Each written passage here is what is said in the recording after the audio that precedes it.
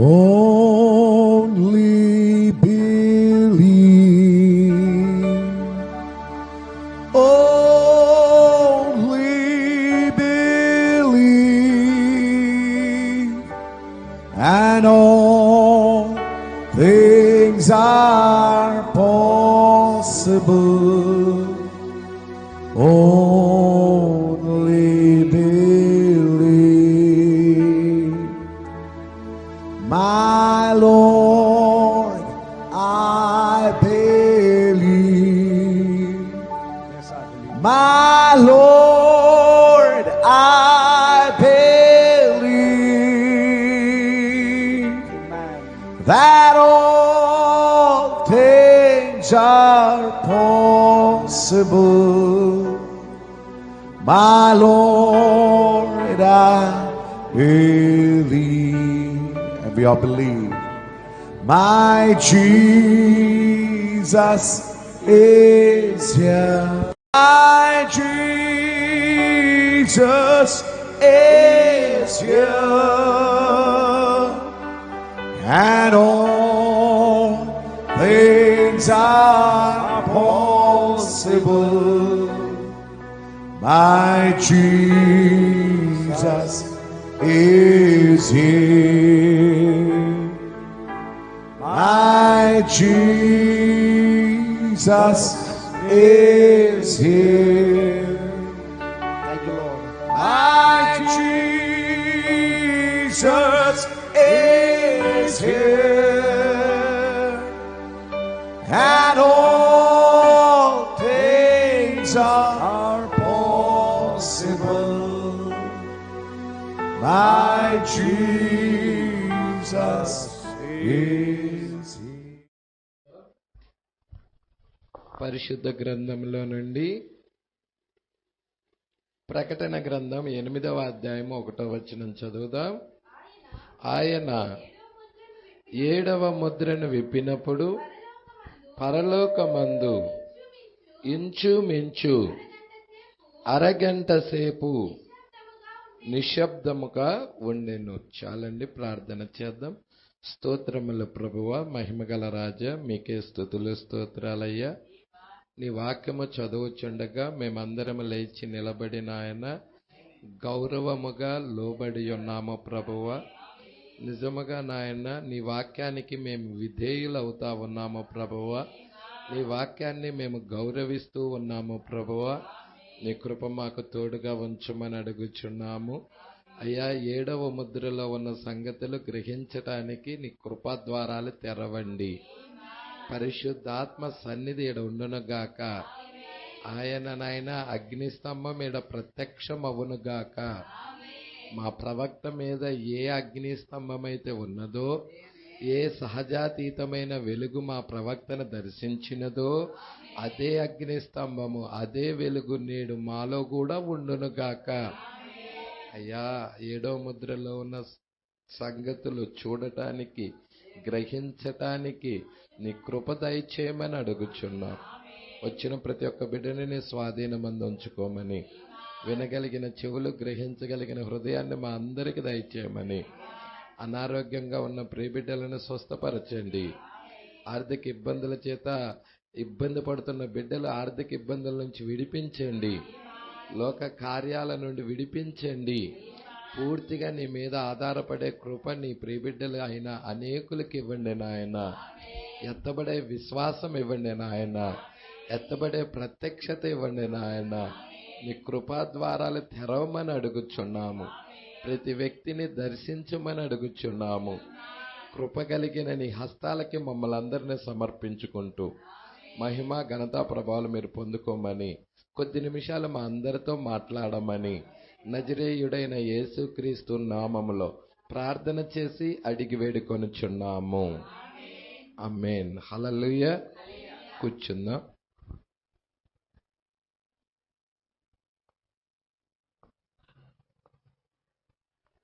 Praise Lord. హల్లెలూయా. మరి 7వ ముద్ర 201వ పేరా వైపుకి మీరందరూ తిరగాలని ప్రభు పేరట మనవి చేయుచున్నాను.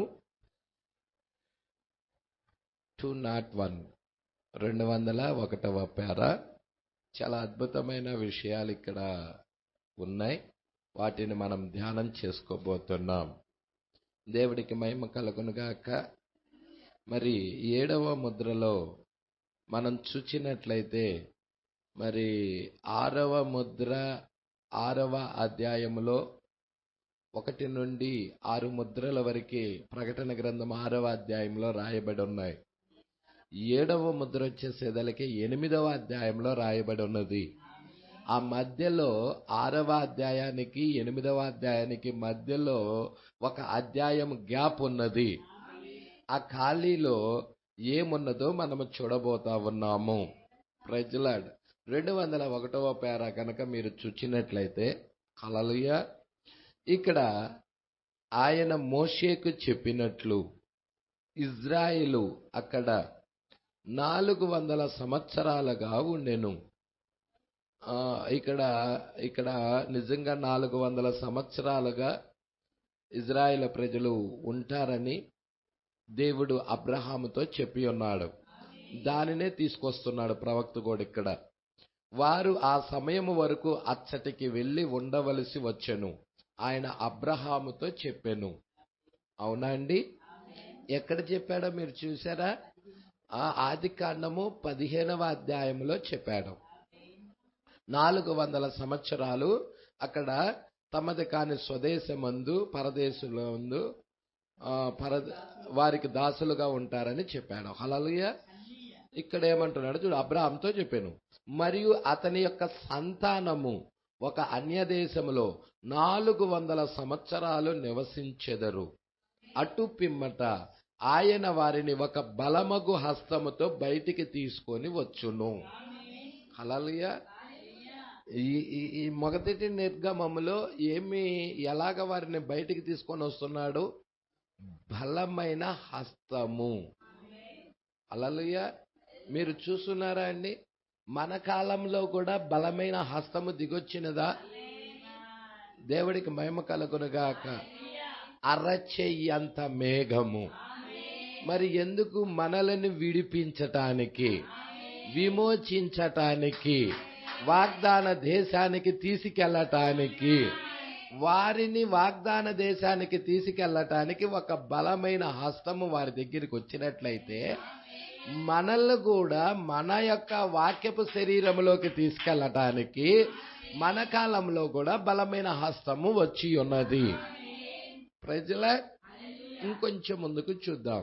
అతని యొక్క సంతానము అన్ని దేశంలో 400 సంవత్సరాలు నివసించెదరు. అటు పిమ్మట ఆయన వారిని ఒక బలమైన హస్తముతో బయటికి తీసుకొని వచ్చును. అయితే తర్వాత ఆయన మోషేతో చెప్పెను, నా యొక్క వాగ్దానాన్ని నేను జ్ఞాపకం చేసుకొని ఉన్నాను. హల్లెలూయా.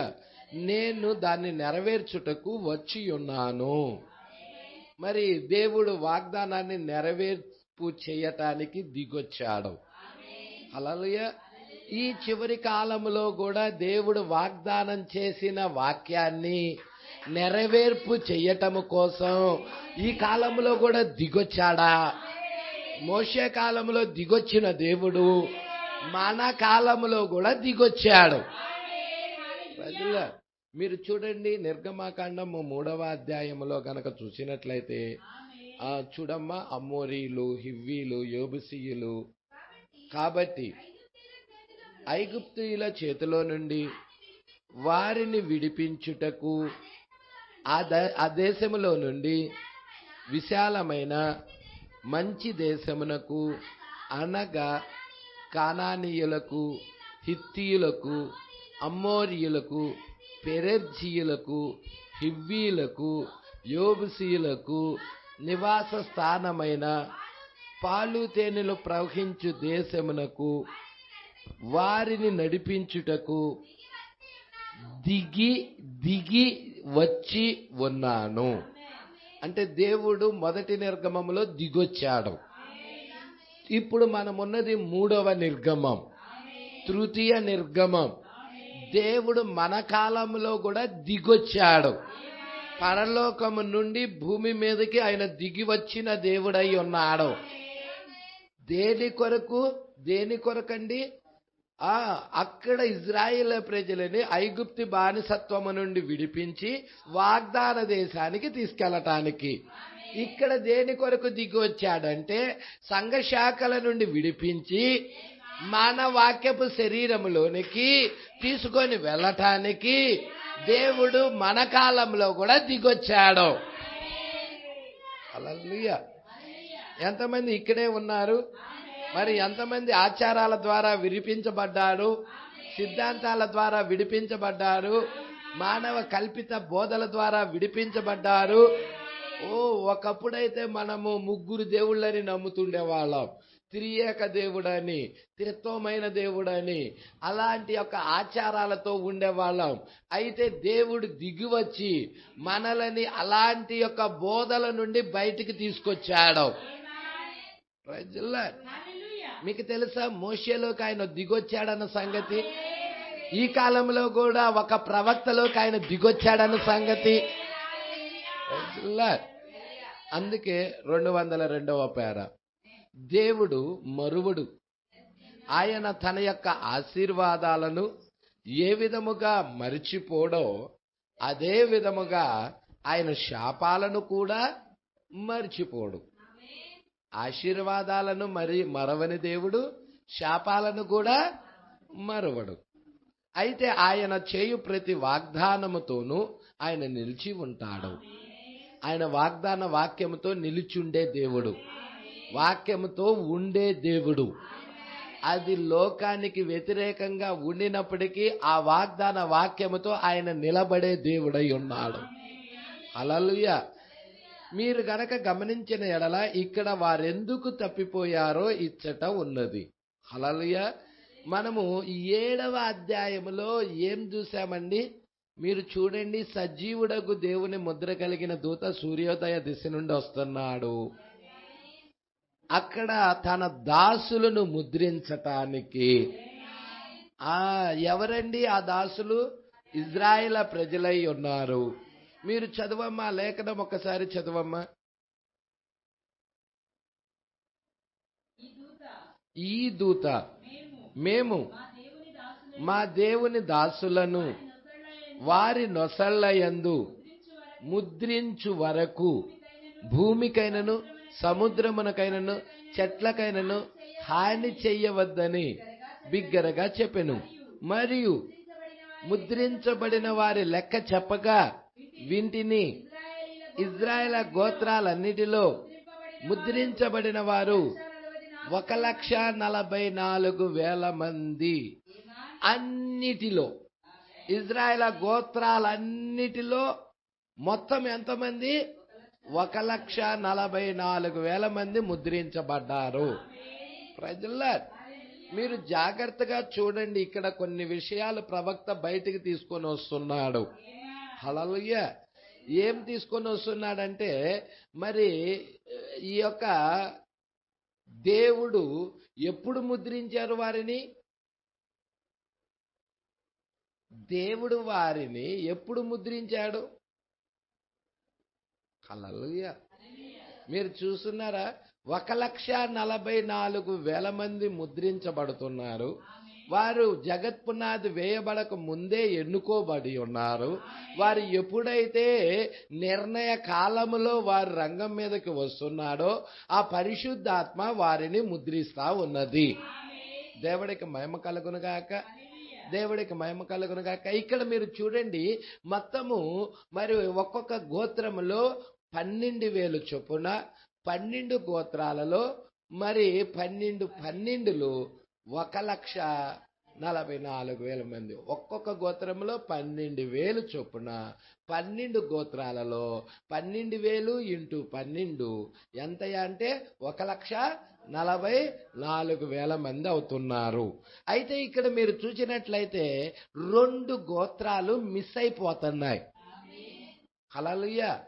ఆ 2 గోత్రాల ప్లేసులో యోసేపు గోత్రం ఒకటి, లేవి గోత్రం ఒకటి, 2 గోత్రాలు వస్తున్నాయి. ప్రజల్లా, దేవుడికి మహిమ కలుగునుగాక. 2 గోత్రాలు మిస్ అయిపోతున్నాయి. మరి ఎందుకు గోత్రాలే మిస్ అవుతున్నాయి? వాళ్ళు ఏం చేశారు? దాన్నే ఈ మధ్యాహ్న కాల సమయంలో మనం చూడబోతున్నాం. హల్లెలూయా. మరి వాళ్ళు గోత్రాలని ఎందుకు మిస్ అయ్యారో, మరి వాళ్ళు ఎందుకని ఈ ఈ చివరి కాలంలో వాళ్ళు లేకుండా పోయారో, హల్లెలూయా, ఆఖరి అర్ధవారములో 70 వారములో వాళ్ళు లేకుండా ఎందుకు పోయారో మనకి ఇక్కడ క్లియర్ గా ప్రవక్త మాట్లాడుతా ఉన్నాడు. Praise the lord. మీరు అందుకే 203వ పేర మీరు చూడండి, చాలా జాగ్రత్తగా ఈ వర్తమానం పట్టుకోండి, చాలా ఇంట్రెస్ట్ గా ఉంటుంది. హల్లెలూయా. మీరు గనుక గమనించిన ఎడల ఇక్కడ వారెందుకు తప్పిపోయారో ఇచ్చట ఉన్నది. వారు తప్పిపోయారా 2 గోత్రాలు? ఏ గోత్రాలు తప్పిపోయాయో చెప్పండి. ఇవంతా మనము పోయిన వారం చూసుకుంటా వచ్చాం. దాను గోత్రము, ఎఫ్రాయిము గోత్రము, ఈ 2 గోత్రాలు తప్పిపోయాయి. హల్లెలూయా. ఆకాశము క్రింద ఉండకుండా ఈ 2 గోత్రాలు తీసివేయబడ్డాయి, కొట్టివేయబడ్డాయి. ఈ 2 గోత్రాలని దేవుడు జ్ఞాపకమే చేసుకోలేదు. ఈ గోత్రాల్లో నుండి అసలు 12,000 మంది రాలేదు. దాను గోత్రంలో 12,000 మంది లేరు, అదేవిధంగా ఎఫ్రాయిము గోత్రంలో 12,000 మంది లేరు. ఆ 2 గోత్రాల్లో ఎవరూ రాలేదు. ఎందుకు రాలేదు ఆ 2 గోత్రాల్లో అంటే ఆ 2 గోత్రాలు కొట్టివేయబడ్డాయి. ఏ కారణం చేస్తా ఆ గోత్రాలు కొట్టివేయబడ్డాయి? అదే మనం చూడబోతున్నాం. కొంచెం ముందుకు చూద్దాం. మరి మీరు కనుక గమనించినట్లయితే ఇక్కడ వారెందుకు తప్పిపోయారో ఇచ్చట ఉన్నది. హల్లెలూయా. వారెందుకు తప్పిపోయారో ఇచ్చట ఉన్నది. ఇప్పుడు చదవండి. ఇప్పుడు మీరు నాతో కూడా చేరి చదవవల్లని నేను మిమ్మల్ని కోరుచున్నాను. ద్వితీయోపదేశ కాండము యొద్దకు వెళదాం. 29వ అధ్యాయం వైపుకి తిరుగుదాం. ద్వితీయోపదేశ కాండము 29వ అధ్యాయం తీయవలనే ఉన్నాము. ఇక్కడ మేము దాన్ని అర్థం చేసుకున్నట్లు ప్రభువా మాకు సహాయపడుము. ఇప్పుడు మేము ద్వితీయోపదేశ కాండము 29వ అధ్యాయం 16వ వచనం ప్రారంభించవలనే ఉన్నాము. ఇప్పుడు వినండి, మోషే మాట్లాడుచున్నాడు. మరి కాండాలు రాసింది ఎవరు? మరి అతన్ని మీకు తెలుసు కదా, మొదటి నిర్గమం ప్రవక్త అని అతను. Praise the Lord. హల్లెలూయా. మీరు చూస్తున్నారా? ఈ విషయాలు జాగ్రత్తగా పట్టుకోమని అడుగుచున్నాను. 29వ అధ్యాయం మీరందరూ తీయండి పరిశుద్ధ గ్రంథాన్ని. ద్వితీయోపదేశ కాండం 29వ అధ్యాయం 16వ వచనము నుండి మనం చూద్దాం. 15 నుండి చూడమ్మా. ఇక్కడ నేడు మనతో కూడా ఉండని వారితోనూ ఈ నిబంధనను ప్రమాణమును చేయుచున్నాను. మనము జాగ్రత్తగా చూడాలని ప్రభు పేరట కోరుచున్నాను. మనము ఐగుప్తు దేశమందు ఎట్లు నివసించితిమో మీరు దాటి వచ్చిన జనముల మధ్య నుండి మనము ఎట్లు దాటి వచ్చితిమో మీరు ఎరుగుదురు. ఏమంటున్నాడో చూసారా అండి? వారి హేయ క్రియలను కర్రతోను, రాతితోను, వెండితోను, బంగారముతోను చేయబడిన వారి విగ్రహములను మీరు చూచితిరి గదా. Praise the lord. అంటే మనము కూడా ఐగుప్తు అన్న సంఘ శాఖ నుండి బయటకు వచ్చాం. మనము బయటకు వచ్చిన వాళ్ళమేనా? మనము కూడా బయటికి వచ్చాం. మొదటి నిర్గమంలో ఐగుప్తు నుండి ఇజ్రాయిల్ ప్రజలు బయటికి వచ్చినట్లుగా, హల్లెలూయా, తృతీయ నిర్గమములో కూడా మీరు చూడండి, అది భౌతిక సంబంధమైనది. పాత నిబంధన అంతా భౌతిక సంబంధమైనది, కొత్త నిబంధన అంతా ఆత్మ సంబంధమైనది. Praise the lord. మీరు చూచినట్లయితే ఇక్కడ కూడా మనం ఎక్కడి నుండి బయటకు వచ్చామంటే ఐగుప్తు నుండే బయటకు వచ్చాం. పాస్టర్ గారు, ఎంతకి ఐగుప్తు అంటే ఏంటి పాస్టర్ గారు? ఐగుప్తులో వాళ్ళు ఏం చేశారు, ఏం చూశారు? ఇక్కడ రాశాడు. ఐగుప్తులో ఉన్న ప్రజలు వాళ్ళు భౌతిక సంబంధంగా అక్కడ వారి గురించి ఏం రాయబడింది? 16వ వచనం, మనము ఐగుప్తు దేశమందు ఎట్లు నివసించితిమో మీరు దాటి వచ్చిన జనముల మధ్య నుండి మనం ఎట్లు దాటి వచ్చామో మీరు ఎరుగుదురు. అంటే మీరు ఐగుప్తు నుండి, ఆ ప్రజల నుండి దాటి వచ్చిన ప్రజలై ఉన్నారు. అక్కడ మీరు ఉండి కూడా అక్కడ యొక్క విషయాలు కూడా మీరు తెలుసుకున్న వారై ఉన్నారు. వారి హేయ క్రియలు, ఆ యొక్క ఐగుప్తులో ఉన్న వారి యొక్క హేయ క్రియలు కర్రతో, రాతితో, వెండితో, బంగారముతో చేయబడిన విగ్రహములను మీరు చూచితిరి కదా. ఆ జనుల దేవతలను పూజించుటకు మన దేవుడైన యెహోవా యొద్ద నుండి తొలగు హృదయము గల పురుషుడే గాని, స్త్రీయే గాని, కుటుంబమే గాని, గోత్రమే గాని నేడు మీలో ఉండకుండునట్లు మరణకరమైన దుష్టత్వమునకు అట్టి మూలమైనది మీలో ఉండకుండునట్లు నేడు ఈ నిబంధన మీతో చేయుచున్నాను. ఇది నిబంధన ఉన్నది. ప్రజల, మరి మనము కూడా ఐగుప్తు నుండి బయటికి వచ్చాము అన్నళ్ళు చెయ్యొద్దండి. మరి మీరు అందరూ ఐగుప్తు నుండి బయటకు వచ్చారా? మరి ఐగుప్తు అంటే ఏంటి పాస్టర్ గారు? నేను అడుగుతున్న ప్రశ్న అది.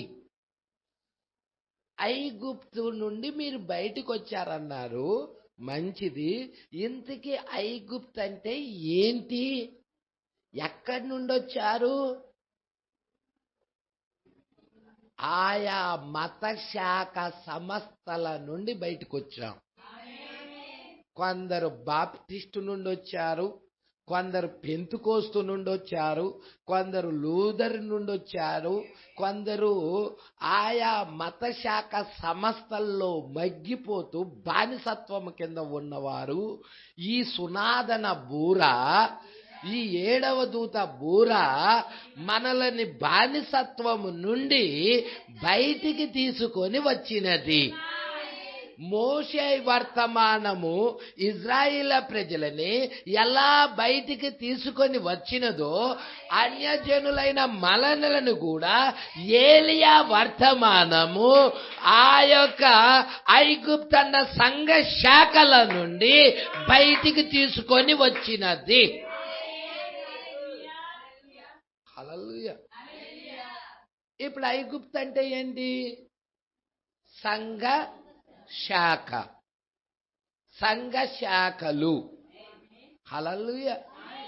మరి సంఘ శాఖల యొక్క ఆరాధన అంతా కూడా బయల్జేబుకు ఆరాధన. Praise the lord.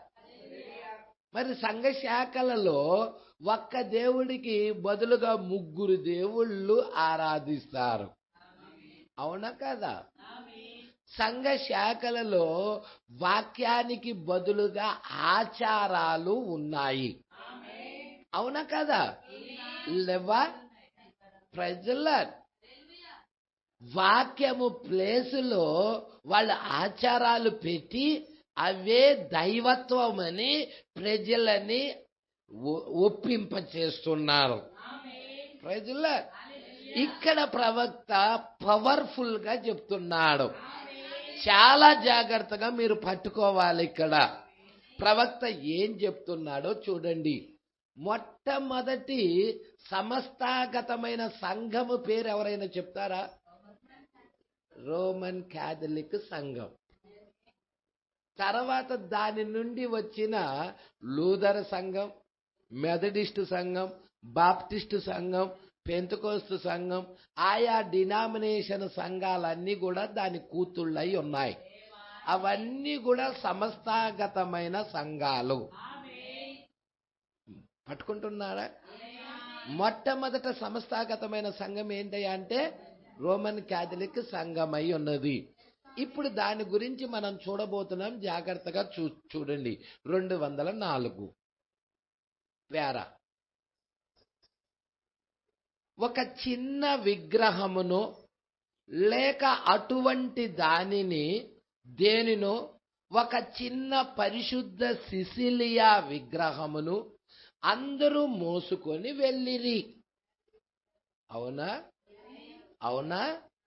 ఇంకేమంటున్నాడో చూడండి. మరి ఆ విధముగా చూడండి. కావున వినండి, జాగ్రత్తగా వినండి. దేవుడికి ఇవ్వవలసిన మహిమను ఒక విగ్రహానికి ఇస్తే ఏం జరుగుతుందో చూడండి.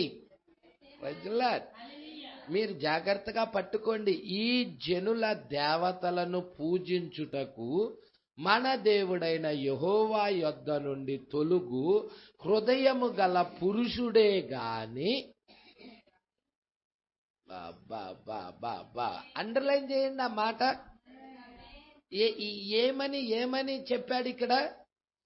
ఆ జనముల దేవతలను పూజించుటకు, ఆ సంఘ శాఖ ఆరాధనలో పాల్గొనుటకు మన దేవుడైన యెహోవా యొద్ద నుండి తొలుగు హృదయము గల పురుషుడే గాని, స్త్రీయే గాని, కుటుంబమే గాని, గోత్రమే గాని నేడు మీలో ఉండకుండునట్లు మరణకరమైన దుష్టత్వమునకు అట్టి మూలమైనది మీలో ఉండకుండునట్లు నేడు ఈ నిబంధన మీతో చేయుచున్నాను.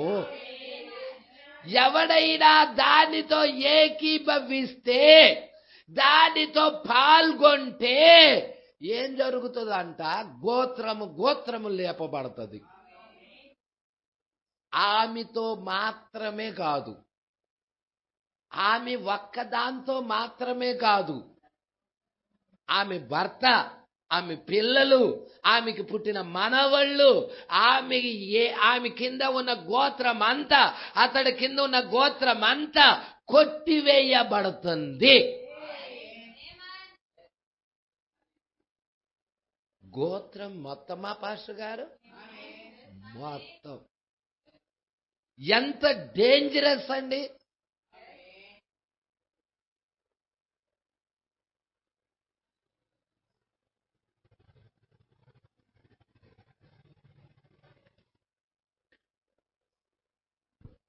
హల్లెలూయా. సంఘశాఖ ఆరాధన దేవుడిది అనుకుంటున్నారా? అది విగ్రహారాధనే. సంఘశాఖ ఆరాధన విగ్రహారాధన కాదనుకుంటున్నారా? విగ్రహారాధనే. దేవుడికి మహిమ కలుగును గాక. అపవాది సంఘములోకి జొరబడి ప్రజలను తప్పుదారి పట్టించి దేవుడిని ఆరాధిస్తున్నాం అనుకుంటున్నారు ప్రజలు, కానీ అపవాదిని ఆరాధిస్తున్నారు. విగ్రహారాధనలో ఏ విధముగా సాతాను ఆరాధించబడుతున్నాడో అదే విధముగా క్రైస్తవ్యం యొక్క ముసుగులో కూడా అదే సాతాను ఆరాధించబడుతున్నాడు. ప్రజల్లా సంగమ విషయాలు జాగ్రత్తగా మీరు పట్టుకుంటారా? గోత్రము, కుటుంబము. ఇక్కడ మీరు చూసారా? ఏ దేవుడి యొద్ద నుండి, మన దేవుడైన యెహోవా యొద్ద నుండి తొలుగు హృదయము గల పురుషుడే గాని, స్త్రీయే గాని, కుటుంబమే గాని, గోత్రమే గాని నేడు మీలో ఉండకుండానట్లు, దేవుని సమాజంలో ఉండకుండానట్లు, ఆ ఎత్తబాటులో ఉండకుండానట్లు, దేవుడి జనులతో ఉండకుండానట్లు కొట్టివేస్తున్నాడు. హల్లెలూయా. ఎంత భయంకరమైనదండి విగ్రహారాధన! ఎంత డేంజరస్ అండి విగ్రహారాధన! ప్రజల దాన్ని ప్రోత్సహిస్తున్న వాళ్ళకి భయంకరమైన శ్రమలు. దేవుడు వారిని మరణానికి అప్పగిస్తున్నాడా? ప్రజల మీకు తెలుసా, ఐగుప్తి జనుల మొత్తాన్ని మరణానికి అప్పచెప్పలేదా? ఆ విగ్రహారాధన జరిగించిన ఐగుప్తీలందరినీ కూడా ఎర్ర సముద్రంలో ముంచేయలేదా? వారందరినీ మరణానికి అప్పచెప్పలేదా? వాడి పాడి పంటలన్నీ తెగుళ్ళ చేత మొత్తలేదా? ఎక్కడి నుండి వస్తాయి వారికి దీవెనలో? ఆశీర్వాదాలు ఎక్కడి నుండి వస్తాయండి? ఏ కుటుంబమైనా, ఏ గోత్రమైనా, ఏ పురుషుడైనా, ఏ స్త్రీ అయినా దేవుని యొద్ద నుండి తొలగితే, వర్తమానము యొద్ద నుండి తొలగితే ఆ కుటుంబాన్ని దేవుడు కొట్టేస్తున్నాడు. గోత్రం కొట్టేస్తున్నాడు. చాలా జాగ్రత్తగా పట్టుకోండి. చాలా విషయాలు వస్తాయి. ఎందుకంటే ఇది వర్తమానం అనేది సామాన్యమైనది కాదు. దేవునితో నడవటం అనేది ఇరుకు మార్గం. మీరు అనుకుంటున్నట్టుగా విశాల మార్గాలు ఏమి కావవి, ఇరుకు మార్గం. అందుకే ఇక్కడ అంటున్నాడు, ఏ పురుషుడే గాని, స్త్రీయే గాని, కుటుంబమే గాని, గోత్రమే గాని నేడు మీలో ఉండకుండానట్లు మరణకరమైన దుష్కత్వమునకు అట్టి మూలమైనది మీలో ఉండకుండానట్లు. ఆ విగ్రహారాధన మరణకరమని ఎంతమందికి తెలుసండి? ఆ సంఘశాఖ ఆరాధన మరణకరమని ఎంతమందికి తెలుసండి? ఆ లోకములో ఆ పూజలు మరణకరమైనవని ఎంతమందికి తెలుసండి? దుష్టత్వమునకు అట్టి మూలమైనది మీలో ఉండకుండానట్లు నేడు ఈ నిబంధన మీతో చేయుచున్నాను. మరి మీ కుటుంబాల్లో ఎంతమంది విగ్రహారాధికులు ఉన్నారో గమనించండి. మీ కుటుంబాల్లో ఎంతమంది దేవుడికి వ్యతిరేకంగా తిరుగుతున్న వాళ్ళు ఉన్నారో గమనించండి. ఎలాగొస్తాయండి దీవెనలు? చెప్పండి. నీ కడుపున పుట్టిన బిడ్డలు ఎంతమంది విగ్రహారాధనలో ఉన్నారండి? ఎంతమంది మీ భర్తలు విగ్రహారాధనలో ఉన్నారండి? ఎంతమంది మీ భార్యలు విగ్రహారాధనలో ఉన్నారండి? ఎంతమంది మీ పిల్లలు విగ్రహారాధనలో ఉన్నారండి? హల్లెలూయా. పట్టుకోండి మరి. దేవుడికి మహిమ కలుగునుగాక. ఇంకేమంటున్నాడో చూడండి. అట్టి మూలమైనది మీలో ఉండకుండానట్లు నేడు ఈ నిబంధన మీతో చేయుచున్నా. అట్టి పనులను చేయువాడు, అమ్మా ఏంటి? ఎటువంటి పనులు? ఆ విగ్రహములను పూజించిన వాడు, ఆ విగ్రహారాధన జరిగించిన వాడు, అట్టి పనులు చేయువాడు ఈ శాప వాక్యాలు వినినప్పుడు మద్యము చేత దప్పిక తీర్చుకోవాలనని నేను నా హృదయ కాఠిన్యమున నడుచుచుండినను. వాళ్ళు అనుకుంటారు, ఓ మేము పూజలు చేస్తున్నాము, లేదంటే మేము ఈ యొక్క ఆరాధన చేస్తున్నాము, మా దేవుడు మమ్మల్ని రక్షిస్తాడు. నో, వాళ్ళు అనుకుంటారు క్షేమము కలిగిద్దని. కలగదు. ఇంపాసిబుల్. దేవుడికి మహిమ కలుగునుగాక. వారి హృదయ కాఠిన్యము నడుచుకొని చుండినను మాకు క్షేమము కలుగునని నేను ఆశీర్వాదము నొందెదనని అనుకొనును. అనుకోవటం లేదా? సంఘశాఖలో ఏ సంఘశాఖ అనుకోవటం లేదో చెప్పండి. అనుకోవటం లేదా? విగ్రహారాధికులు అనుకోవటం లేదా? వాళ్ళు ఆరాధన చేస్తున్నాడు మాకు క్షేమము కలుగుతుంది అని అనుకోవటం లేదా? వాళ్ళు అనుకుంటున్నారు అట్లాగా. దేవుడికి వ్యతిరేకంగా కార్యాలు జరిగిస్తూ కూడా. చూడండి, జనులు చెప్పుదురు, ఆహా అతను తనను తాను ఆశీర్వదించుకొనుచున్నాడు. ఒక చిన్న సిలువను లేక మరి ఒక దేనినో చేసుకొనుటకు మీరు ఎరుగుదురా? ఇప్పుడు కూడా దానిని చేయుచున్న కార్యం మీరు గమనించండి. మరియు మీరు గమనించండి, అది అక్షరాల విగ్రహారాధన లక్షణం. పట్టుకుంటున్నారా అండి? అది విగ్రహారాధన. రోమన్ క్యాథలిక్ సంఘం చేస్తుందంతా విగ్రహారాధన. ప్రొటెస్టెంట్ సంఘాలు చేస్తున్నవి అన్నీ కూడా విగ్రహారాధన. ప్రజల ఆ సంఘ శాఖలు జరిగిస్తున్న ఆరాధన అంతా కూడా విగ్రహారాధన. ప్రజల తన సొంత హృదయమునందు, తన సొంత ఆలోచనల యందు, తన సొంత మనసునందు అతడు తన్ను తాను ఆశీర్వదించుకొనును. తన దాహమునకు మద్యము చేత దప్పిక తీర్చుకొనుచున్నాడు. కేవలము త్రాగుడు మాత్రమే. పట్టుకుంటున్నారా అండి? తాగుడు మాత్రమే, అది ఏ భేదము చేయదు. మీరు తాగినను పర్వాలేదు అని, కానీ మీరు సంఘమునకు వెళితే చాలు అని అంటున్నారు. సంఘ శాఖల్లో కనబడతలేదా? హల్లెలూయా. అయితే యెహోవా వానిని క్షమింపనల్లడు. అట్టివాడు మీలో ఉండిన ఎడల నిశ్చయముగా యెహోవా యొక్క కోపమును ఓర్మియు ఆ మనుషుని మీద పొగరాజును. హల్లెలూయా. దానిలో నుండి ఒక వాక్యమును కూడా తీసివేయవద్దు, లేక దానికి ఒక వాక్యాన్ని చేర్చవద్దు. ఈ గ్రంథములో వ్రాయబడిన శాపములన్నీ అతనికి తగులును. యెహోవా అతని పేరు ఆకాశము క్రింద ఉండకుండా తుడిచివేయును. ఈ గోత్రాలు రెండు చేసిన తప్పిదాలు ఏంటయ్యా అంటే, ఐగుప్తుల దేశంలో వాళ్ళు అన్యజనులు ఏ విధముగా విగ్రహారాధన చేశారో అవే కార్యాలు ఈ యొక్క ఎఫ్రాయిము గోత్రము, దాను గోత్రము, ఈ రెండు గోత్రాలలో జరిగించారు. ప్రజల తిరిగి గోత్రాలు జరిగించాయి కాబట్టి ఆ గోత్రాలు ఆ 1,44,000 మందిలో ఉండకుండా దేవుడు కొట్టేశాడు. ఆకాశము క్రింద ఉండకుండా కొట్టివేస్తానని దేవుడు వాగ్దానం చేశాడు కాబట్టి ఆ వాగ్దానాన్ని జ్ఞాపకం చేసుకున్నాడు. ప్రజల్లా అయ్యా, ఈ విషయాలు జాగ్రత్తగా పట్టుకుంటున్నారనుకుంటున్నాను.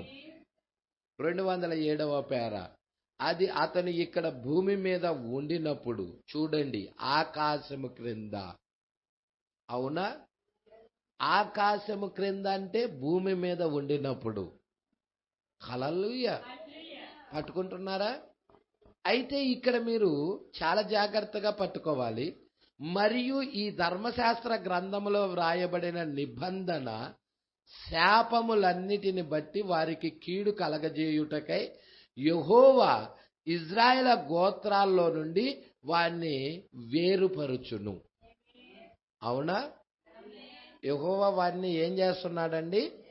వేరుపరుస్తున్నాడు. 208వ పేర, కావున ఎవడైనను ఒక విగ్రహమును సేవించిన ఎడల, లేక ఒక విగ్రహమును ఉంచుకొనిన ఎడల, లేక తన సొంత మనసులో ఊహలో తనను తాను ఆశీర్వదించుకొనిన ఎడల,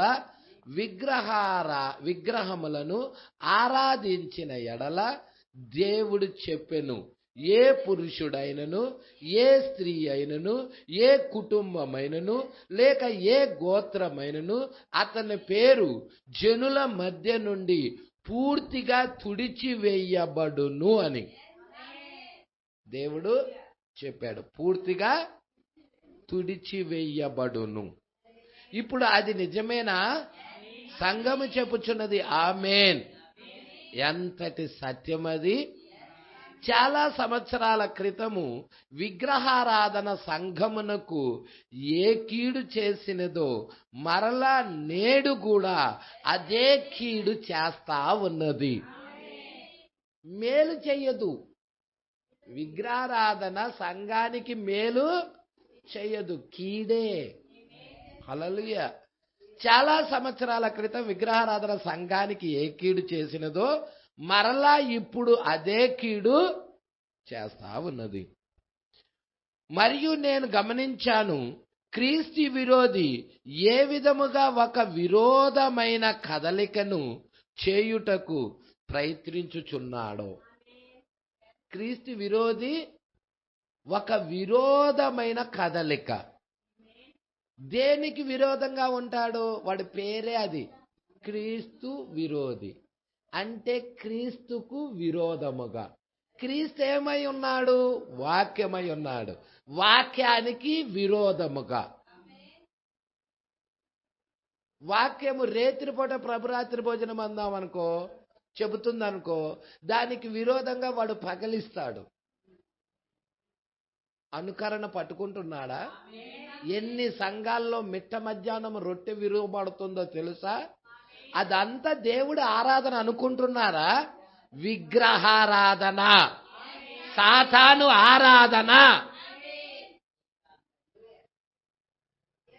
ఏమనుకుంటున్నారో తెలుసా వాళ్ళు?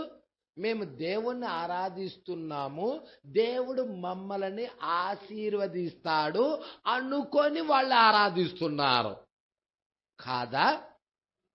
ఆ సంఘాలకి వెళ్ళే వాళ్ళు అలా కాదా? అలాగే వాళ్ళు వెలుచున్నారు. అది వాక్యములో ఉన్నదా లేదా చూస్తున్నారా? గమనిస్తున్నారా? ప్రజల ఎక్కడైతే అయ్యా దగ్గరే ఉందిగా చర్చి, అంత దూరం ఎందుకయ్యా? నిన్నటి కాల సమయంలో ఫాస్టింగ్ ప్రేయర్కి సహోదరి వస్తుంటే ఆటోలో ఆ ఆటో అతను అడుగుతున్నాడంట, ఏమని? అయ్యా ఎన్నో చర్చీలు దగ్గరలో ఉన్నాయి కమ్మా, ఎందుకు ఆ గురవై కాలకి మూలకెళ్ళిపోతావు? ఎన్ని సంఘాలు లేవు మధ్యలో. ప్రజల అంత దూరం ఎందుకు వెళ్తున్నావు? ఎన్నో సంఘాలు ఆరాధిస్తుంది క్రీస్తునేగా. కానీ వాళ్ళకి తెలియని విషయం ఏంటో తెలుసా? వాళ్ళు క్రీస్తుని ఆరాధించటం లేదు, అపవాదిని ఆరాధిస్తున్నారు. అపవాది సాతాను ఆ ప్రజలందరి చేత ఆరాధించబడుతున్నాడు. ప్రజల ఆచారాలు ఆరాధిస్తూ దేవుడిని ఆరాధిస్తున్నావని చెప్తున్నావా? బైబిల్లో తీసుకెళ్ళచ్చు. సాతాను దగ్గర లేదనుకున్నావా ఏంటి బైబిల్? వాడు వాక్యాన్ని ఎత్తి చెప్పడనుకున్నావా ఏంటి? యేసుక్రీస్తుకే చెప్పాడు కదా, ఈ రాళ్ళు రొట్టెలకునట్లు చేసుకొని తినమన్నాడు. చెప్పలేదా? మరి ఎత్తైన ఆ యొక్క పైనుంచి కిందకి దూకు, రాయి తగలకుండా దూతలు నిన్ను ఎత్తి పట్టుకుంటారు. బైబిల్లో వాక్యమే ఎత్తి చెప్పాడు. వాడు చెప్పడనుకుంటున్నావా ఏంటి? సాతానుకు వాక్యమే తెలియదు అనుకుంటున్నావా? Praise lord. వాడు అనుకరణ చేస్తాడా? పట్టుకుంటున్నారా? దేవుడికి మహిమ కలుగును గాక. ప్రజలకి తెలియదు, సాతాను యొక్క మాయలో ప్రజలు ఉండిపోయారు. ప్రజల అపవాది మాయలో ఉండిపోయారు. వాళ్ళ మనోనేత్రాలకి గుడ్డితనం కలగజేశాడు అపవాది. వాళ్ళు చూడలేరు, ఎరగలేరు, ఏది సత్యమో ఏది అసత్యమో కూడా గ్రహించలేరు. పట్టుకుంటున్నారా అండి? సర్వలోకాన్ని మోసపుచ్చుతున్నాడు అపవాది. పట్టుకుంటున్నారా? ఇప్పుడు చూడండి, ఇప్పుడు జాగ్రత్తగా పట్టుకోండి. ఈ విషయాలు మీరు జాగ్రత్తగా పట్టుకుంటారనుకుంటున్నాను. 208వ పేర, ఎవడైనను విగ్రహమును సేవించిన ఎడల, విగ్రహమును ఉంచుకొనిన ఎడల, లేక తన సొంత మనసులో ఊహలో తన్ను తాను ఆశీర్వదించుకొనిన ఎడల, విగ్రహం అంటే ఏదో తెలుసా? దేవుని కంటే ఎక్కువగా నువ్వు ఏది ప్రేమించినా అది విగ్రహమే. మన కాల ప్రవక్త చెప్పి ఉన్నాడు. నీ సొంత మనసులో ఏదైనా ఉంచుకొనిన, ఆశీర్వదించుకొనిన ఎడల, విగ్రహారాధన, ఆ విగ్రహమును ఆరాధించిన ఎడల, దేవుడు చెప్పెను, ఏ పురుషుడే గాని, ఏ స్త్రీయే గాని, ఏ కుటుంబమే గాని, ఏ గోత్రమైనను అతని పేరు జనుల మధ్య నుండి తుడిచివేయబడునని. ఇప్పుడు అది నిజమేనా? సంఘం చెప్పుచున్నది ఆమేన్, నిజమే అని. ఎంతటి సత్యం అది! అది పరిశుద్ధ గ్రంథంలో ఉన్న లేఖనం. దాన్ని ఎవరు కొట్టేయగలరు? హల్లెలూయా. చాలా సంవత్సరాల క్రితం విగ్రహారాధన సంఘమునికి ఏ కీడు చేసిందో మరలా నేడు కూడా అదే చేయుచున్నది. ఇప్పుడు నేను గమనించాను, క్రీస్తు విరోధి ఏ విధముగా ఒక విరోధమైన కదలికను చేయుటకు ప్రయత్నించి ఉన్నాడో గమనించండి. మొదటి సంఘకాలంలో క్రీస్తు విరోధి ఉన్నాడా? ఒక విరోధమైన కదలిక తీసుకొచ్చాడా? మరి చివరి కాలంలో కూడా వాడు ఉన్నాడు. విరోధమైన కదలికను వాడు తీసుకొస్తున్నాడు. మీరు జాగ్రత్తగా పట్టుకోండి. క్రీస్తు విరోధి ఏ విధముగా ఒక విరోధమైన కదలికను చేయుటకు ప్రయత్నించి ఉన్నాడో గమనించండి. అపవాది దేవుని యొక్క పరిశుద్ధులను ఏ విధముగా అనుకరించుచున్నాడో అందరికీ తెలుసు. అది హల్లెలూయా. దేవుని యొక్క బిడ్డలు, దేవుని యొక్క పరిశుద్ధులని అనుకరణ చేస్తున్నాడు. హల్లెలూయా. మీరు చూసారా యెరోబాము ఏం చేశాడో? అక్కడ లేవీలు కాని వారిని లేవీలుగా చేశాడు, యాజకులు కాని వారిని యాజకులుగా ప్రవేశపెట్టాడు. ఒకటి దాను యొక్క మన్యమందు, ఇంకొకటేమో ఎఫ్రాయిము యొక్క మన్యమందు. ఆ రెండిటి దగ్గర ఏం చేశాడు? బంగారపు దూడలను చేయించి, ఇవే మిమ్మల్ని ఐగుప్తులో నుండి బయటికి తీసుకొని వచ్చినాయి, వీటినే మీరు ఆరాధించండి అని చెప్పాడు. బేతేలు, ఎఫ్రాయిము యొక్క మన్యములో ఉన్న బేతేలు నందు. హల్లెలూయా. ఆ బేతేలు ఎక్కడ ఉన్నదండి? ఎఫ్రాయిము అనే మన్యములో. ఎఫ్రాయిము గోత్రము మొత్తము కూడా దాన్ని ఆరాధించి ఉన్నది. రెండోది దాను. పట్టుకుంటున్నారా? దాను గోత్రము కూడా ఆ యొక్క దూడలని ఆరాధించి ఉన్నది. ప్రజల దేవుడు వాక్యము ఉన్నా గాని ఆ ప్రజలు పడిపోయారు అక్కడ. ఇక్కడ మీరు జాగ్రత్తగా చూడండి. అపవాది ఏ విధముగా ప్రజలను మోసగిస్తున్నాడో చూడండి. 210వ పేర. పాపం అనగా ఏమిటి? పాపం అంటే ఏంటి? సక్రమైన కార్యాన్ని వక్రీకరించటమే పాపం. అబద్ధం అనగా ఏంటి? సత్యమును తప్పుగా వక్రీకరించటమే అబద్ధం. వ్యభిచారం అనగా ఏమిటి? నిజమైన క్రియను, చట్టబద్ధమగు కార్యాన్ని అక్రమముగా చేయుటమే వ్యభిచారం. హల్లెలూయా. ఇక్కడ ప్రవక్త ఏమంటున్నాడో చూడండి. అపవాది ఇటువంటి కార్యాల్లో మరి వాడు దేవుడి కార్యాలని ఏ విధముగా వక్రీకరించాడో చూపిస్తున్నాడు. ఒక పేరును కొట్టివేయబడుట, దీనిని చేయుటకు ప్రయత్నించుటకు సంఘకాలాల్లో మీరు గమనించారా? సంఘకాలాలు అంటున్నాడు. సంఘకాలాలు వచ్చేదలికే ఇజ్రాయేల్ ప్రజలు కాదు. ఇజ్రాయేల్ ప్రజల దగ్గర గోత్రాలు, అన్యజనుల దగ్గర సంఘకాలాలు. ప్రజల మీకు తెలుసా సంఘకాలాల్లో దేవుడు ఏం చెప్పాడో? హల్లెలూయా. మనిషి కుమారుడు దూషించిన వానికి పాపక్షమాపణ కలదేమో గాని, పరిశుద్ధాత్మను దూషిస్తే ఈ యుగమందైనను రాబోయే యుగమందైనను వారికి పాపక్షమాపణ ఈ లోకమే కాదు, రాబోయే లోకంలో కూడా వాడికి క్షమాపణే లేదు. బా, ఆజ్ఞ ఎంత కఠినమైందో చూడండి. ఇక్కడ దాను గోత్రము, ఎఫ్రాయిము గోత్రము విగ్రహారాధన చేసిన కారణాన్ని బట్టి ఆకాశము క్రింద నుండి తుడిచేశాడు. కానీ రాబోయే లోకములో ఆ రెండు గోత్రాలు ఉన్నాయి. పట్టుకుంటున్నారా? అన్యజనుల దగ్గరికి వచ్చేసేదలికే, 7 సంఘకాలాల దగ్గరికి వచ్చేదలికే ఏ వ్యక్తి అయితే ఈ పరిశుద్ధాత్మకి వ్యతిరేకంగా ఉంటాడో అతనిని రాబోయే లోకంలో కూడా అతడు గుర్తించుకోడు. ప్రజల ఈ విషయాలు జాగ్రత్తగా మీరు పట్టుకోండి. ప్రవక్త తీసుకొస్తున్నాడు, చూద్దండి. హల్లెలూయా. ఇక్కడ 211 ఒక పేరు కొట్టివేయబడుట, దీనిని చేయుట ప్రయత్నించుటకు సంఘకాలాల్లో మీరు గమనించారా? చనిపోయిన వారి స్వరూపాలను ఆరాధించుట జరిగిందా? రోమన్ క్యాథలిక్ చేసింది ఏంటి చెప్పండి? పరిశుద్ధులని మధ్యవర్తులుగా పెట్టి ఆ విగ్రహారాధన జరిగించింది. అవునా? బైబిల్ ఏం చెప్తుంది? దేవునికి మానవుడికి మధ్యవర్తి క్రీస్తు యేసు అను నరుడు తప్ప ఏ వ్యక్తి మధ్యవర్తి లేడు. ఈయన తప్ప ఏ వ్యక్తి మీకు మధ్యవర్తి, యేసుక్రీస్తు తప్ప మీకు ఏ వ్యక్తి మధ్యవర్తి ఉండటానికి వీల్లేదు. క్రీస్తు యేసు అనే నరుడు అని క్లియర్ గా రాయబడి ఉన్నది. ఆయనే మీకు మధ్యవర్తిగా ఉన్నాడు. అయితే వీళ్ళు ఏం చేశారు? రోమన్ కాథలికులు చనిపోయిన వారందరినీ పరిశుద్ధులుగా చేసి వారిని మధ్యవర్తులుగా పెట్టి వారిని ఆరాధించటం ప్రారంభించాడు. ఇప్పుడు మరియాని ఆరాధిస్తున్నారా? ఇప్పుడు కూడా గుడి కట్టి ఆరాధిస్తున్నారుగా. సెసిలీని ఆరాధిస్తున్నారా? సిలువ పెట్టి ఆ సెసిలీ విగ్రహము మీద సిలువ పెట్టి ఆరాధిస్తున్నారు ప్రజలు. వెలంగి మాతను ఆరాధిస్తున్నారా? సాగర మాతను ఆరాధిస్తున్నారా? ఇవంతా ఏంటి? విగ్రహారాధన కాదా?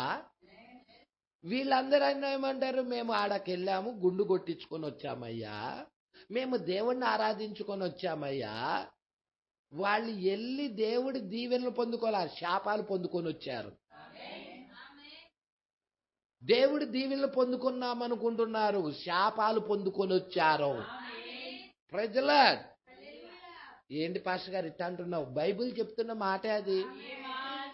గోత్రమే గాని, కుటుంబమే గాని, స్త్రీయే గాని, పురుషుడే గాని, నా హృదయం నా వాక్యము నుండి తొలుగు హృదయము కలిగిన ఏ వ్యక్తి అయినా గాని ఏం చేస్తున్నాడండి? కొట్టివేస్తానంటున్నాడు. ప్రజల ఇది పరిశుద్ధ గ్రంథంలో ఉన్న వాక్యమే. వీళ్ళేమనుకుంటున్నారు? మేము దేవుడి దీవెనలు పొందుకొని వచ్చాము. దేవుడి దీవెనలు పొందుకోలేదమ్మా, దేవుడి శాపాలు ఇంకొంచెం ఎక్కువగా పెట్టుకొని వచ్చారు. హల్లెలూయా. ఇంకా కొంచెం జాగ్రత్తగా పట్టుకోండి. చనిపోయిన స్వరూపాలను ఆరాధించుట విగ్రహారాధనేనా? మరి ఆ విధమైన కార్యాలు చేసిన అదే మృగం, అది ఎవరు? మృగం, అపవాది. ప్రభు అయిన యేసుక్రీస్తు నామమును కొట్టివేయుటకు ప్రయత్నించి, ఆ నామములో బాప్తిజాన్ని కొట్టేయటానికి ప్రయత్నించి తండ్రి, కుమార, పరిశుద్ధాత్మను బిరుదులను ఉపయోగించి జనులకు ఇచ్చుటకు ప్రయత్నించెను. ఇప్పుడు చేయటం లేదా? అదే ఏ సంఘశాఖ చేయకుండా ఉందో చెప్పండి? తండ్రి, కుమార, పరిశుద్ధాత్మ బిరుదులను ఉపయోగించి బాప్తిజం ఇస్తున్న సంఘాలన్నీ కూడా దేని కింద ఉన్నాయో చెప్పండి? అపవాది కింద కాదా? ఇంత క్లియర్ గా ఉన్నా గాని లేఖనం. హల్లెలూయా. ఇంకేమంటున్నాడో చూడమ్మా. బిరుదులను, తండ్రి, కుమార మరియు పరిశుద్ధాత్మ బిరుదులను జనులకు ఇచ్చుటకు ప్రయత్నించెను. ఆ విధముగా చేయుటచే దాని వెనకనున్న శాపము దాని కొరకై ఉన్నది. ఆ విధముగా చేయటం ద్వారాగా దాని వెనక ఉన్న శాపం ఉన్నది. ఆ శాపము దాని కొరకు దేవుడు నియమించి పెట్టాడు. మీకు తెలుసా రోమన్ క్యాథలిక్ బాప్తిజం ఎలా ఇచ్చిందో? పిత, పుత్ర, పవిత్రాత్మ. అవునా అండి? పిత, పుత్ర, పవిత్రాత్మ. సంఘశాఖలు ఇస్తుంది అదే కండి. రోమన్ క్యాథలిక్ బాప్తిజాన్ని అనుకరణ చేసింది. పిత అంటే తండ్రి, పుత్ర అంటే కుమారుడు, పవిత్రాత్మ అంటే పరిశుద్ధాత్మని. తండ్రి, కుమార, పరిశుద్ధాత్మని త్రియేక నామంలో ఇస్తున్నారు. వాళ్ళ వెనక శాపాలున్నాయి. పరిశుద్ధ గ్రంథం సెలవిస్తుంది దాని వెనక శాపం ఉన్నది. ఈ వర్తమానం బయటికి వెళ్ళని ప్రజల ఏమంటారో తెలుసా? ఫైటింగ్ అట్టిట్టుండదు. ఎవడయ్యా ఈ బోధకుడు ఇట్ట చెప్పాడు? హల్లెలూయా. పరిశుద్ధ గ్రంథం చెప్తుంది దేవుడు వాక్యము నుండి తొలుగు హృదయమే గాని, కుటుంబమే గాని, పురుషుడే గాని, స్త్రీయే గాని, గోత్రమే గాని అది కొట్టివేయబడుతుందని. ఎక్కడుందో నాకు ఒక్క లేఖనం చూపిమను. తండ్రి యొక్కయు, కుమారుడు యొక్కయు, పరిశుద్ధాత్మ యొక్క నామంలో బాప్తిజం ఇచ్చినట్టు ఒక్క రిఫరెన్స్, ఒక్క లేఖనం అది రోమన్ క్యాథలిక్ యొక్క బోధ. దాని వెనక ఉన్నది మృగం. చనిపోయిన పరిశుద్ధులను, చనిపోయిన వారిని మధ్యవర్తులుగా పెట్టి ఆరాధించబడుతున్నాడు అపవాది. క్రీస్తు విరోధి. ప్రజల ఎక్కడైనా అపోస్తులు బాప్తిజాలు ఇచ్చారా? అలాగా ఉంటే చూపి నాకు. అసలు మొట్టమొదటగా తండ్రి, కుమార, పరిశుద్ధాత్మ నామంలో బాప్తిజం ఇచ్చింది ఎవరో తెలుసా? ఎక్కడ ప్రారంభమైనదో తెలుసా? 325 నైసియా కౌన్సిల్ దగ్గర ప్రారంభమైనది అది. అప్పటిదాకా 3వ సంఘకాలం, పెర్గమా సంఘకాలము వచ్చేదాకా కూడా ప్రతి వ్యక్తి యేసుక్రీస్తు నామములోనే బాప్తిజాలు ఇచ్చారు. మీరు చరిత్ర చదవండి. చరిత్రలో కూడా యేసుక్రీస్తు నామములోనే బాప్తిజాలు ఇచ్చారు. మరి బాప్తిజాలు ఎప్పుడు మార్చబడ్డాయి? బాప్తిజాలు ఎందుకు మార్చారు? బాప్తిజాలు ఎవరు మార్చారు? మార్చే హక్కు ఎవరికుంది? ప్రజలా దేవుడికి మహిమ కలుగునుగాక. విషయాలన్నీ జాగ్రత్తగా పట్టుకోవాలి మీరు. అందుకే ఇక్కడ అంటున్నాడు, ఏమంటున్నాడో చూడమ్మా. 211లో ఇలా అంటున్నాడు, తండ్రి యొక్కయు, కుమారుని యొక్కయు, పరిశుద్ధాత్మ యొక్కయు అను బిరుదులను జనులకు ఇచ్చుటకు ప్రయత్నించెను. ఆ విధముగా చేయుటచే దాని వెనకనున్న శాపము దాని కొరకై ఉన్నది. పాస్టర్ గారు, శాపం ఉన్నదా? మీకు లేఖనం చూపించమంటారా? శాపము ఉన్నదో లేదో చూపించమంటారా? చూడండి, మీరే చూడండి. ప్రకటన గ్రంథం 2వ అధ్యాయం.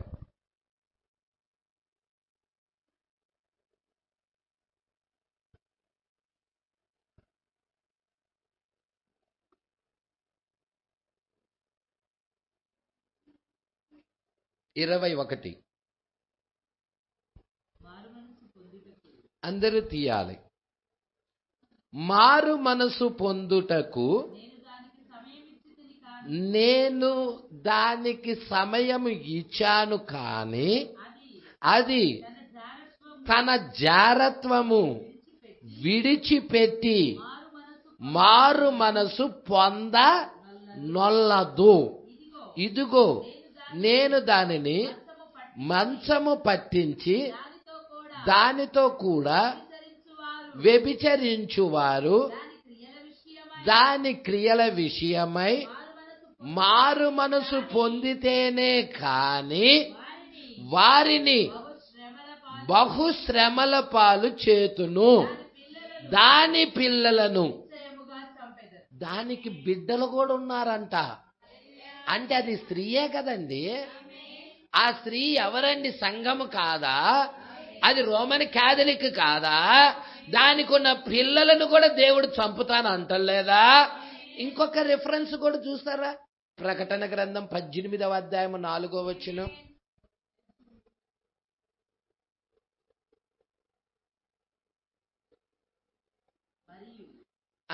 అందరూ తీయండమ్మా.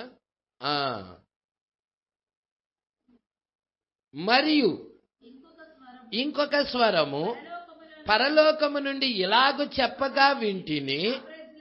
ఏంటి ఇది? ఈ కాలపు వర్తమానమేనా?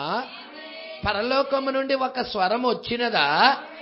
నా ప్రజలారా, మీరు దాని పాపములలో పాలివారు కాకుండానట్లు, దాని తెగుళ్లలో ఏది మీకు ప్రాప్తించకుండానట్లు ఏముంది? దాని మీద శాపమున్నది.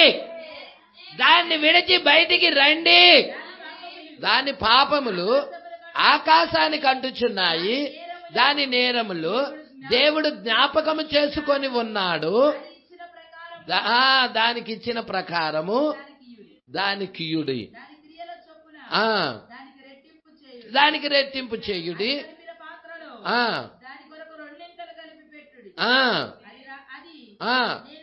నేను రాణిగా కూర్చుండుదానను, నేను విధవరాలను కాను, దుఃఖం అనేది చూడనని తన మనసులో అనుకొనెను గనుక అది తన్ను తాను ఎంతగా గొప్ప చేసుకొని సుఖభోగాలు అనుభవించెను, అంతగా వేదనను, దుఃఖమును దానికి కలగజేయుడి. అందుచేత ఒక్క దినములోనే దాని తెగుళ్ళు అనగా మరణము, దుఃఖము, కరువు వచ్చును. దానికి తీర్పు తీర్చుతున్న దేవుడైన ప్రభువు బలిష్ఠుడు గనుక అది అగ్ని చేత బొత్తిగా కాల్చివేయబడును. బలిష్ఠుడు వచ్చాడు, తీర్పు తీర్చేవాడు వచ్చాడు. లోకానికి తీర్పు తీర్చడానికి, దానికి తీర్పు తీర్చడానికి. అందుకే దాని నుండి బయటికి రండి అనే స్వరం వినబడుతుంది. ఎంత క్లియర్ గా ఉన్నాయండి రెఫరెన్స్లు, ఎంత క్లియర్ గా ఉన్నాయండి. దాని మీద శాపం ఉందని, దాని పాపం ఉందని, దాన్ని తెగుళ్లతో బొత్తుతున్నాడని, దేవుడు దాన్ని కాల్చివేయబోతున్నాడని, దాని పిల్లల్ని నిశ్చయముగా చంపుతున్నాడని. దేవుడికి మహిమ కలుగున. ఇంకా దానిలోనే ఉంటే చేస్తారు. గుడ్డోడైతే తప్ప దానిలో ఎవడు ఉండడు. గుడ్డివాడికి త్రోవ చూపితే ఇద్దరు వెళ్ళి ఖచ్చితంగా గోతిలో పడతారు. దేవుడు గుడ్డితనం తీసేసి ఆయన వధువు, ఆయన భార్య నేత్రాలు తెరిచి ఆ యొక్క దానికి ఏం జరగబోతుందో చూపిస్తున్నాడు. ఆ మత శాఖకి ఏం జరగబోతుందో, ఐగుప్తుకి ఏం జరగబోతుందో చూయించిన దేవుడు, మోషేకి చూయించిన దేవుడు ఈ చివరి దినాలలో ఆ సంఘ శాఖన్న ఐగుప్తుకి, లోకమన్న ఐగుప్తుకి ఏం జరగబోతుందో ఈ కాల ప్రవక్త వర్తమానికుడికి చూయించాడు, వధువుకు కూడా చూయిస్తున్నాడు. ప్రజల్లా ఎంత ధన్యులండి మీరు. మరి మీకు ఈ కార్యాలు చూయిస్తున్నాడంటే మీరు ఎంత ధన్యులండి. అందుకే అంటున్నాడు చూడండి, దాని వెనక ఏముందండి? శాపము దాని కొరకై ఉన్నది. యెరోబాము 212వ పేర అండి. యెరోబాము అను ఒక వేషధారి అతడు, ఇజ్రాయేల్ రాజు అండి యెరోబాము. అతడు ఒక వేషధారియగు మరియు దుష్టరాజు, చెడ్డరాజు అన్నమాట, దుష్టరాజు. అహాబు కూడా చెడ్డరాజే. హల్లెలూయా. యెరోబాము కూడా చెడ్డరాజే. పట్టుకుంటున్నారా అండి? ఈ దుష్టరాజు టైంలో ఇజ్రాయేల్ ప్రజలను పరిపాలించుట వల్ల దాను మరియు ఎఫ్రాయిము దానిని జరిగించిరి. ఈ విగ్రహారాధన జరిగించారు. ఏ టైంలో? ఈ దుష్టరాజు టైంలో. ఏ దుష్టరాజు? పేరు పట్టుకోండి, యెరోబాము అనే దుష్టరాజు. అంటే అప్పుడు దాకా 12 గోత్రాలు కలిసి ఇజ్రాయేల్గా ఉన్న వీరు చీలిపోయారు. ఏ టైంలో చీలిపోయారు? యెరోబాము టైంలో. రెహబాము 2 గోత్రాలకు రాజుగా ఉన్నాడు. ఇటు యెరోబాము 10 గోత్రాలకు రాజుగా ఉన్నాడు.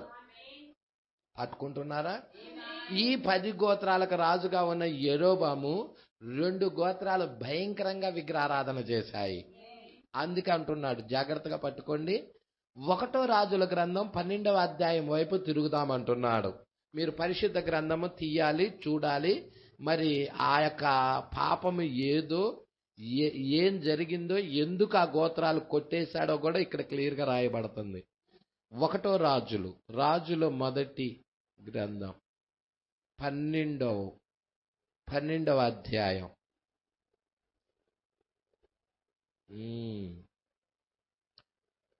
25వ వచనం నుండి 30వ వచనం దాకా చూద్దాం.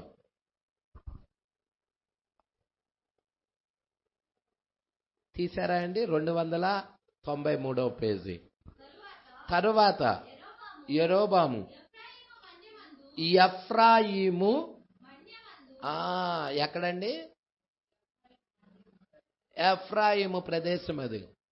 ఎఫ్రాయిము మన్యమందు షేకెమును, అక్కడ పట్టణం కట్టించాడు. ఆ పట్టణం పేరేంటి? షేకెము అనే పట్టణాన్ని కట్టించి అచ్చట కాపురముండి అచ్చట నుండి బయలుదేరి పెనూయేలును కూడా కట్టించాడు. ఈ జనులు యెరూషలేము నందున్న యెహోవా మందిరమందు బలులు అర్పించుటకు ఎక్కిపోవుచుండిన ఎడల ఈ జనుల హృదయము యూదా రాజైన రెహబాము అను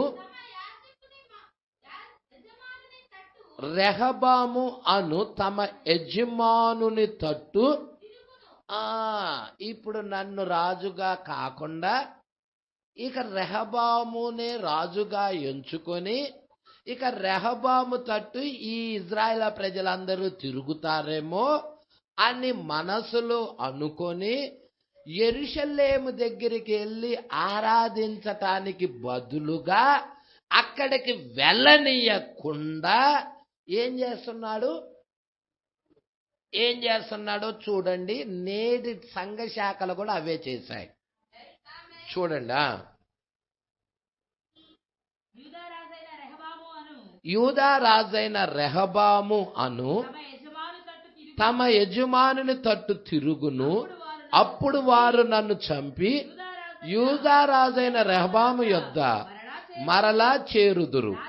రాజ్యం మరలా దావీదు సంతతి వారు దగును అని యెరోబాము తన హృదయమందు తలంచి ఆలోచన చేసి 2 బంగారపు దూడలు చేయించి జనులను పిలిచి, యెరూషలేముకు పోవుట మీకు బహు కష్టము.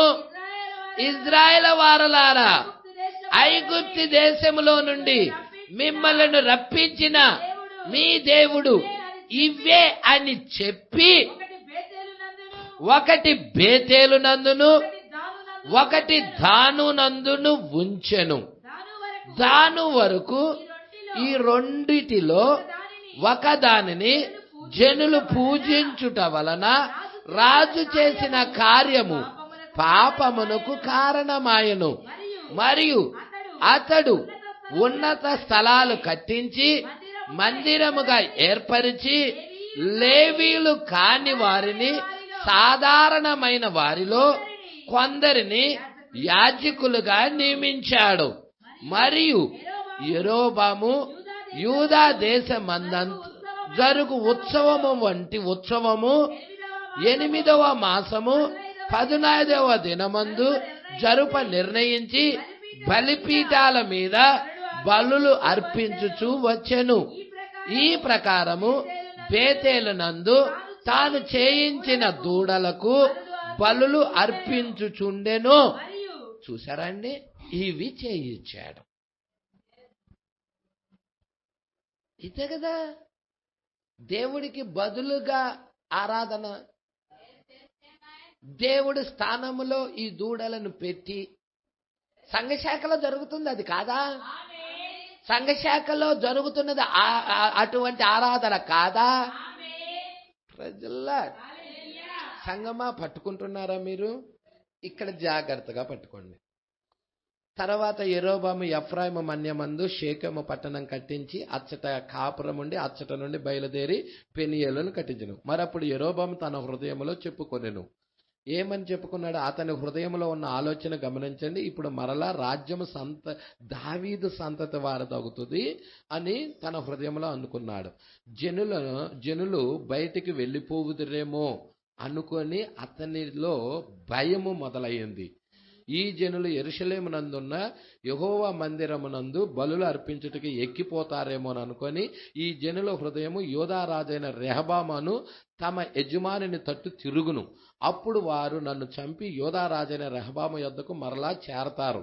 రాజ్యము మరలా దావీదు సంతతి వారు దగునని యెరోబాము తన హృదయములో తలంచి ఆలోచన చేసి 2 బంగారు దూడలు చేయించి జనులను పిలిచి, యెరూషలేముకు పోవుటకు మీకు కష్టము, బహు కష్టము. ఇజ్రాయేల్ వారలారా, ఐగుప్తు దేశంలో నుండి మిమ్మల్ని రప్పించిన మీ దేవుడైన యెహోవా ఇవే, మీ దేవుడు ఇవే అని చెప్పి, అంటే ఐగుప్తు దేశంలో నుండి మిమ్మల్ని రప్పించిన మీ దేవుడు ఇవే అని చెప్పి ఒకటి బేతేలు నందు ఒకటి దాను నందు ఉంచెను. దాను వరకు ఈ రెంటిలో ఒక దానిని జనులు పూజించుట వల్ల రాజు చేసిన కార్యం పాపమునకు కారణమాయను. ప్రజల పట్టుకుంటున్నారా అండి? ఇక్కడ చూడండి 214వ పేర చూసారా, బేతేలు నందు ఎఫ్రాయిము పట్టుకుంటున్నారా, మరియు దాను మరియు వారు విగ్రహములను అక్కడ పెట్టిరి. బేతేలు నందు ఎఫ్రాయిము మరియు దాను మరియు వారు విగ్రహాలు అక్కడ పెట్టిరి. మరియు మీరు దానిని ఆరాధించుటకు వీరు దానిని ఆరాధించుటకు వెళ్ళిరి. 215వ పేర వైపుకి తిరుగుదాం. ప్రజల మరి ఇక్కడ మనం ఉన్నాం. 1000 ఏండ్ల పాలన యొద్దకు ఇంచుమించు వచ్చి ఉన్నాం. ఇప్పుడు ఈ లేఖనం చూస్తే ప్రకటన గ్రంథము 7వ అధ్యాయము కనుక మీరు గమనించినట్లయితే అది ఏ టైంలో జరగబోతున్న కార్యమో చెప్పండి. వధువు ఇంటికి వెళ్ళిపోయిన తర్వాత. అవునా? ఇజ్రాయెల్ గోత్రాల్లో 1,44,000 మంది ముద్రించబడతా ఉన్నారు. అంటే వధువు ఇంటికి వెళ్ళిపోవాలి అంటే మీరు చూస్తే వాళ్ళకి టైం ఎంత ఉంది? 3.5 సంవత్సరాలు. ఈ 3.5 సంవత్సరాలు అయిన తర్వాత తీర్పులు భూమి మీద కుమ్మరించబడతాయి. 1000 ఏండ్ల పాలన స్టార్ట్ అవుతుంది. అంటే 1000 ఏండ్ల పాలన చాలా దగ్గరలో ఉంది. 1000 ఏండ్ల పాలనకు దగ్గరగా ఇంచుమించు వచ్చి ఉన్నాం. ప్రజల ఇప్పుడు మనము కూడా ఇంచుమించు 1000 ఏండ్ల పాలనకి దగ్గరగా వచ్చిన జనులం. అవునా కాదా అండి? హల్లెలూయా. మరియు దేవుడు ఇంకను ఆ పాపమును జ్ఞాపకం చేసుకొని ఉన్నాడు. ఎఫ్రాయిము దాను చేసిన పాపమును దేవుడు ఇంకా జ్ఞాపకం చేసుకొని ఉన్నాడు. వారు కనీసం అక్కడ లెక్కించబడలేదు. ఉన్నదా? 7వ అధ్యాయంలో వారు కనీసం లెక్కించబడ్డారా? కనీసం వారు లెక్కించబడను లేదు. హే మహిమ! సహోదరుడు బ్రహ్మం తన చేతులతో చప్పట్లు కొట్టుచున్నారు. ఆయన తన యొక్క మంచి వాగ్దానాలు ఏ విధముగా గుర్తించుకొని ఉన్నాడో అదే విధముగా ప్రతి చెడు కార్యమును కూడా ఆయన గుర్తించుకొనును. శాపాలు కూడా గుర్తించుకుంటున్నాడు. ఆ కారణము వలనే నేను నమ్ముచున్నాను స్నేహితులారా, నేను ఎల్లప్పుడూ ఆ వాక్యముతోనే నిలిచియుండుటకు ప్రయత్నించుచున్నాను. నేను ఎందుకని మీ మత శాఖలతో ఏకీభవించటం లేదు? నేను ఎందుకని మీ వాటితో నేను కలవటం లేదు అంటే నేను వాక్యముతోనే ఎల్లప్పుడూ నిలిచియుండుటకు నేను ఇష్టపడుతున్నాను అంటున్నాడు ప్రవక్త. హల్లెలూయా. మరి ప్రవక్త ఆ సంఘ శాఖలకు వ్యతిరేకంగా ఉన్నాడు. మత శాఖ సంస్థలకు నేనెందుకు వ్యతిరేకిని అనే వర్తమానమే చెప్పాడు. ఆయన వ్యతిరేకై ఉన్నాడు. ఈరోజు మనము కూడా మత శాఖలకు వ్యతిరేకమే. హల్లెలూయా. వ్యతిరేకంగా ఉండాలి. మనము ఉంటేనే ఎత్తబాటులో వెళ్ళేది. దేనికి వ్యతిరేకంగా ఉండాలి? దేవుడికా? దేవునికి కాదు, మత శాఖలకి. మత శాఖల వెనకాల ఎవరున్నారు? అపవాది. వాక్యము వెనకాల ఎవరున్నారు? దేవుడు. ఇప్పుడు వాక్యము వెనకాల దేవుడు ఉన్నాడు కాబట్టి నువ్వు వాక్యము వెనకాల దేవుణ్ణి ఆశ్రయించాలి. మత శాఖలకి వ్యతిరేకంగా నిలబడాలి. షడ్రకు మేషకు అబేద్నెగో నిలబడినట్లుగా ఆ రోజు ఆ ప్రతిమకు వ్యతిరేకంగా నిలబడ్డారు. సర్వలోకము సాగిలపడినప్పటికీ షడ్రకు మేషకు అబేద్నెగో మాత్రము సాగిల పడలేదు. వారు వ్యతిరేకంగా నిలబడ్డారు. ఈ రోజు ఈ వర్తమానము పట్టుకొని సంఘ శాఖలకి నువ్వు వ్యతిరేకంగా నిలబడాలి.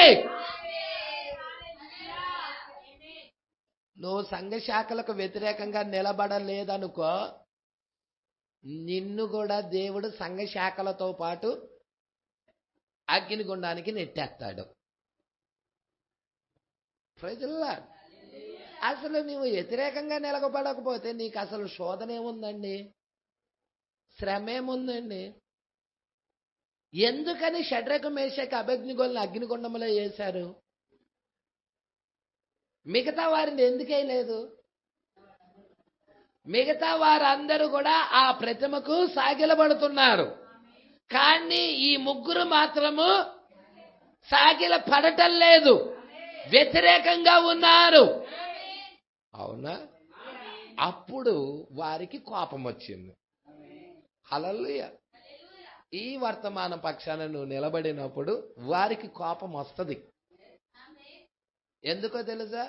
వారు మృగము కింద ఉన్నారు, సాతానుడన్న మృగము కింద ఉన్నారు.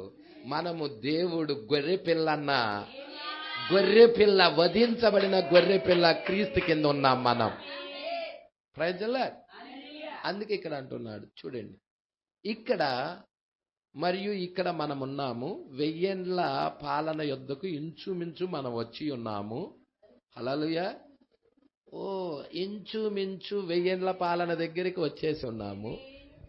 ఇజ్రాయేల్ ప్రజలు కూడా వాగ్దానం చేయబడిన భూభాగమైన కానాను దేశానికి ఇంచుమించుగా వచ్చినప్పుడు అక్కడ ఏం జరిగినదో సంగమా మీరు పట్టుకోవాలి. హల్లెలూయా. ఇక్కడ మీరు జాగ్రత్తగా చూడండి. మరి 1000 ఏండ్ల పాలన యొద్దకు ఇంచుమించు వచ్చి ఉన్నాము. దేవుడు ఇంకను ఆ పాపమును జ్ఞాపకం చేసుకొని ఉన్నాడు. వారు కనీసం అక్కడ లెక్కించబడలేదు. హే మహిమ. సహోదరుడు బ్రహ్నాం చేతులతో తన తప్పట్లు కొడుతున్నాడు. ఆయన తన యొక్క మంచి వాగ్దానాలు ఏ విధంగా గుర్తుంచుకొనిచున్నాడో ప్రతి చెడు కార్యాలు కూడా ఆయన గుర్తించుకొనును. 216. ఆ కారణం వల్లే నేను నమ్ముచున్నాను స్నేహితులారా, నేను ఎల్లప్పుడూ ఆ వాక్యంతో నిలిచియుండుటకు ప్రయత్నించి ఉన్నాను. అది ఎంత విడ్డూరంగా కనిపించినను పర్వాలేదు. ఆ వాక్యం ఎంత విడ్డూరంగా కనిపించినా గానీ పర్వాలేదు, నేను దాంతోనే నిలబడతా.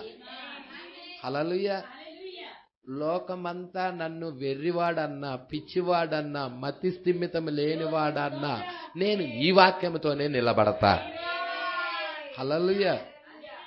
నోవాహు అనలా, లోకమంతా అనలా, అయినా ఆయన మనస్సు చేంజ్ చేయలేకపోయారు. హల్లెలూయా. ఆ వెర్రి అన్న ఆ యొక్క విధానంలోనే నోవాహు నిలబడి ఉన్నాడు. వెర్రివాడు అన్నారు, మతి స్థిమితం లేనివాడా అన్నాడు, వింత వ్యక్తిగా చూశారు, అయినా వాక్యంతో నిలబడ్డాడు. చూడండి, ఇలాగ జరుగునని అప్పుడు వారు అక్కడ అనుకోలేదు. దానిని గూర్చి అప్పుడు వారు తలంచనే లేదు. అయ్యో, ఆకాశము క్రింద ఉండకుండా మా గోత్రాలే తీసేయబడతాయా అని వారు అనుకున్నారంటవా? ఆ విగ్రహారాధన చేసేటప్పుడు అనుకోలేదు. వాళ్ళు అసలు తలంచలేదు. ఈరోజు సంఘశాఖలు అనుకుంటున్నారా? నో, ఈరోజు అనుకోవటం లేదు. హల్లెలూయా. జాగ్రత్తగా పట్టుకోండి. అలాగ జరుగునని అప్పుడు వారు అక్కడ అనుకోలేదు. దానిని గురించి అప్పుడు వారు తలంచనే లేదు. మంచిది, ఇది మంచిదేలే అని వారు దానితో రాజీ పడిరి. ఆ విధముగా వారు తలంచిరి. అది సరి. రాజీ పడిన భక్తి వద్దండి ప్రజల. రాజీ పడద్దు సంఘశాఖలతో. వాళ్ళు రాజీ పడి వాళ్ళ గోత్రాలు ఆకాశం కింద ఉండకుండా కొట్టివేయబడ్డాయి. హల్లెలూయా. 218. అయితే ఇక్కడ వారు 1000 ఏండ్ల పాలన ప్రారంభించుచుండగా ఇక్కడ ఉన్నారు. వారి పేర్లు దాని నుండి కొట్టివేయబడి ఉన్నవి. ఎందుకనగా దేవుడు శపించిన ఆ విగ్రహములను వారు సేవించిరి. 1000 ఏండ్ల పాలన ప్రారంభించుచుండగా ఇక్కడ ఉన్నారు వాళ్ళు. వారి పేర్లు దాని నుండి కొట్టివేయబడ్డాయి. ఉన్నాయా అండి? లేవు కదా. దాను పేరు, ఎఫ్రాయిము పేరు, ఆ వాళ్ళల్లో నుండి 12,000 మంది ఏమన్నా రాయబడ్డారా? లేదు. వాళ్ళ పేర్లు కొట్టివేయబడ్డాయి, దాని నుండి కొట్టివేయబడ్డాయి. ఆయన చెప్పి ఉండలేదా? ఆయన నికోలాయితులను ఇప్పుడు దాన్ని తీసుకొని సంఘానికి ఎలా పోలుస్తున్నాడో చూడండి. ఆ యొక్క దాను ఎఫ్రాయిములు ఏ విధముగా వాళ్ళు విగ్రహారాధన చేశారో ఇప్పుడు సంఘము కూడా నికోలాయితులు. ఎక్కడ చూస్తున్నాం మనము? ఎఫెసు సంఘకాలంలో నికోలాయితుల క్రియలను దేవుడు ద్వేషించాడు. హల్లెలూయా. వధువు కూడా దాన్ని ద్వేషించింది. నేను కూడా దాన్ని ద్వేషిస్తున్నానని దేవుడు చెప్పాడు. అవునా? ఇక్కడ జాగ్రత్తగా పట్టుకోండి. 219వ పేర ఆయన చెప్పి ఉండలేదా? ఆయన నికోలాయితులను మరియు ఆ యెజబెలును అసహించుకొనెనని. హల్లెలూయా. దేవుడు అసహించుకున్నాడా? చూడండి, మీరే చూడండి. ప్రకటన గ్రంథం 2వ అధ్యాయం. అమ్మ మీరు చూస్తారా? చూడండి, ఆ లేఖనం చూడండి, అసహించుకున్నాడో లేదో. 2వ అధ్యాయము. అమ్మ తీసారా? 6వ వచనం చూడండి. అయితే ఈ ఒక్కటి నీలో ఉన్నది, నికోలాయితుల క్రియలు నీవు ద్వేషించుచున్నావు, నేను కూడా. దేవుడు ఏం చెప్తున్నాడు? ద్వేషిస్తున్నాడని చెప్తున్నాడు. 14వ వచనం కూడా చూద్దామమ్మా. అయినను నేను నీ మీద కొన్ని తప్పిదములు మోపవలసి ఉన్నది. అవేమనగా, విగ్రహములకు బలి ఇచ్చిన వాటిని తినునట్లు, జారత్వము చేయునట్లు, ఇజ్రాయిలకు ఉరి వడ్డమని బాలాకునకు నేర్పిన బిలాము బోధను అనుసరించువారు నీలో ఉన్నారు. అటువలనే నికోలాయితుల బోధ అనుసరించువారు నీలో ఉన్నారు. కావున మారు మనస్సు పొందుము. లేని ఎడల నేను నీ యొద్దకు త్వరగా వచ్చి నా నోట నుండి వచ్చి ఖడ్గము చేత. అవునండి, ఇంకొక లేఖనం వైపు కూడా తిరగండి. 20వ వచనం. అయినను నీ మీద తప్పు ఒకటి నేను మోపవలసి ఉన్నది. ఏమనగా, తాను ప్రవక్తనని చెప్పుకొనుచున్న యెజబెలు స్త్రీని నీవు ఉండనిచుచున్నావు. జారత్వము చేయుటకు, విగ్రహములకు బలిచ్చిన వాటిని తినుటకు అది నా దాసులకు బోధించుచు వారిని మోసపరుచుచున్నది. చూసారా అండి? ఈ క్రియలు మీరు జాగ్రత్తగా పట్టుకోవాలి. 1 నికోలాయితుల క్రియలు, 2 బిలాము బోధ, ఆ తర్వాత 3 యెజబెలు మతం. ఇవి చాలా ఇంపార్టెంట్. హల్లెలూయా. ఏ విధముగా సంఘములో వాడు మోసం చేశాడో అవి మీకు తెలియాలంటే ఈ 3 తెలియాలి. అపవాది యొక్క తంత్రాలు మీరు ఎరగాలంటే, వాడి బోధ ఏదో మీరు ఎరగాలంటే ఈ 3 తెలియాలి. అందుకే ఇక్కడ అంటా ఉన్నాడు, జాగ్రత్తగా పట్టుకోండి. అయితే ఇక్కడ ఏమంటున్నాడో చూడమ్మా. 219. ఆయన చెప్పి ఉండలేదా? ఆయన నికోలాయితులను మరియు ఆ యెజబెలును అసహించుకొనెనని.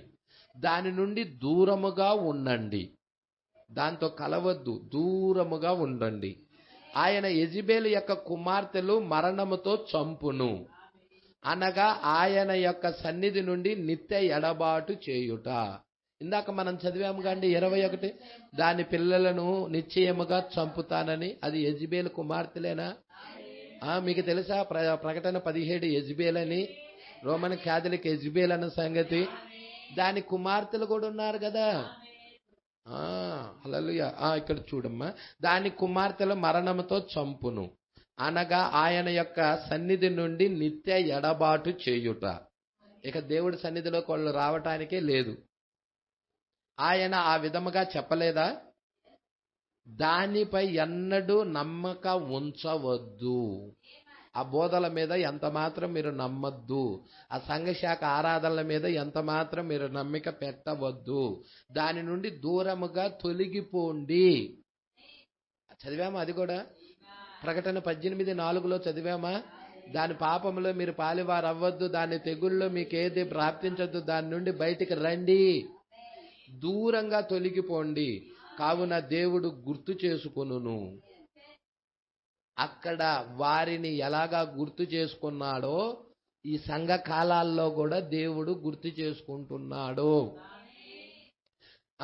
ఇక్కడ చూడండి, అయితే అది తుడిచివేయబడినట్లు అక్కడ దానిని మీరు గమనించితిరా? ఏం చేస్తున్నాడు దేవుడు? ఏం చేస్తున్నాడు? దాన్ని తుడిచేస్తున్నాడు. ఒక్క దినంలోనే దానికి తీర్పు వచ్చిందని చదివాము కదండి. దాన్ని తుడిచివేస్తున్నాడండి. ఎందుచేత? పరలోకము క్రింద వారికి ఎట్టి బలి చెల్లించబడలేనందువలన ఆ కార్యాలు చూచునట్లుగా పరిశుద్ధాత్మ వారికి అనుమతి ఇవ్వలేదు. ఇక వాళ్ళు చూడలేరు ఈ వాక్యాన్ని, ఈ కాలపు వర్తమానాన్ని కొరకు చూడలేరు. ఎందుకని? వాళ్ళకి బలి లేదు కాబట్టి. బలి అర్పణ అనేది వారికి, మనకైతే బలి అర్పణ ఉన్నది. గొర్రెపిల్ల యొక్క రక్తము గొర్రెపిల్ల బలి అర్పణగా ఉన్నాడు. వారికి బలి అర్పణ ఎవడు? లూసిఫర్ గారు ఏమైనా చనిపోతాడు అనుకున్నావా ఏంటి వాళ్ళ కోసం? హల్లెలూయా. లూసిఫర్ గారిని ఆరాధిస్తున్నారు వాళ్ళు. ప్రజల దేవుడికి మహిమ కలుగును గాక. వాళ్ళకి బలి అర్పణ లేదు. అందుకే ఇక్కడ ఏమంటున్నాడో చూడండి, పరలోకం కింద వారికి ఎటువంటి బలి చెల్లించబడలేనందువలన ఆ కార్యాలు చూచున్నట్లుగా పరిశుద్ధాత్మ వారికి అనుమతి ఇవ్వలేదు. దేవుడే ఆ కార్యాలను చూడటానికి వారికి అనుమతి ఇవ్వలేదండి. అయితే అతడు దానిని స్వార్థపూరిత మనసుతో దీన్ని చేశాను. చూడండి, యెహెజ్కేలు గ్రంథము వైపు తిరగండి, 221వ పేరా. ఇక్కడ చూడండి, అయితే యెహెజ్కేలు అతని యొక్క దర్శనములో 1000 ఏండ్ల పాలనలో మరలా వారిని పరిపూర్ణమైన క్రమములో చూచెను. యెహెజ్కేలు గ్రంథంలో 1000 ఏండ్ల పాలన గురించి చెప్తున్నాడా? మీరు చూడండి, పరిపూర్ణమైన క్రమములో చూస్తున్నాను అంటున్నాడు. మీరు ఇది యెహెజ్కేలు 48వ అధ్యాయం వైపు తిరగాలి. యెహెజ్కేలు గ్రంథము మీరందరూ తీయండి. ఇర్మియా తర్వాత యెహెజ్కేలు వస్తుంది. 48వ అధ్యాయము చివరి అధ్యాయం అండి. ఇది చివరి అధ్యాయం. మీరు కనుక దాన్ని చదవగోరిన ఎడల యెహెజ్కేలు గ్రంథమును దాన్ని గుర్తించుకోండి. మరి కాలమును పొదుపు చేయుటకు గాను దాన్ని చదువుకుందాం. యెహెజ్కేలు గ్రంథం 48:1 నుండి చూద్దామమ్మా. 7 వచనాలు, 1 నుండి 7 వచనాలు చూద్దాం. గోత్రముల పేర్లు ఇవి. ఎవరిలు? దానీయులు ఒక భాగము. ఇక్కడ వస్తున్నాడా దానీయులు? దాను వాళ్ళు, దానీయులు అంటే దాను గోత్రం అన్నమాట. దానీయులకు ఒక భాగము, అది ఉత్తర దిక్కు సరిహద్దు నుండి హమాతునకు పోవు మార్గమునకు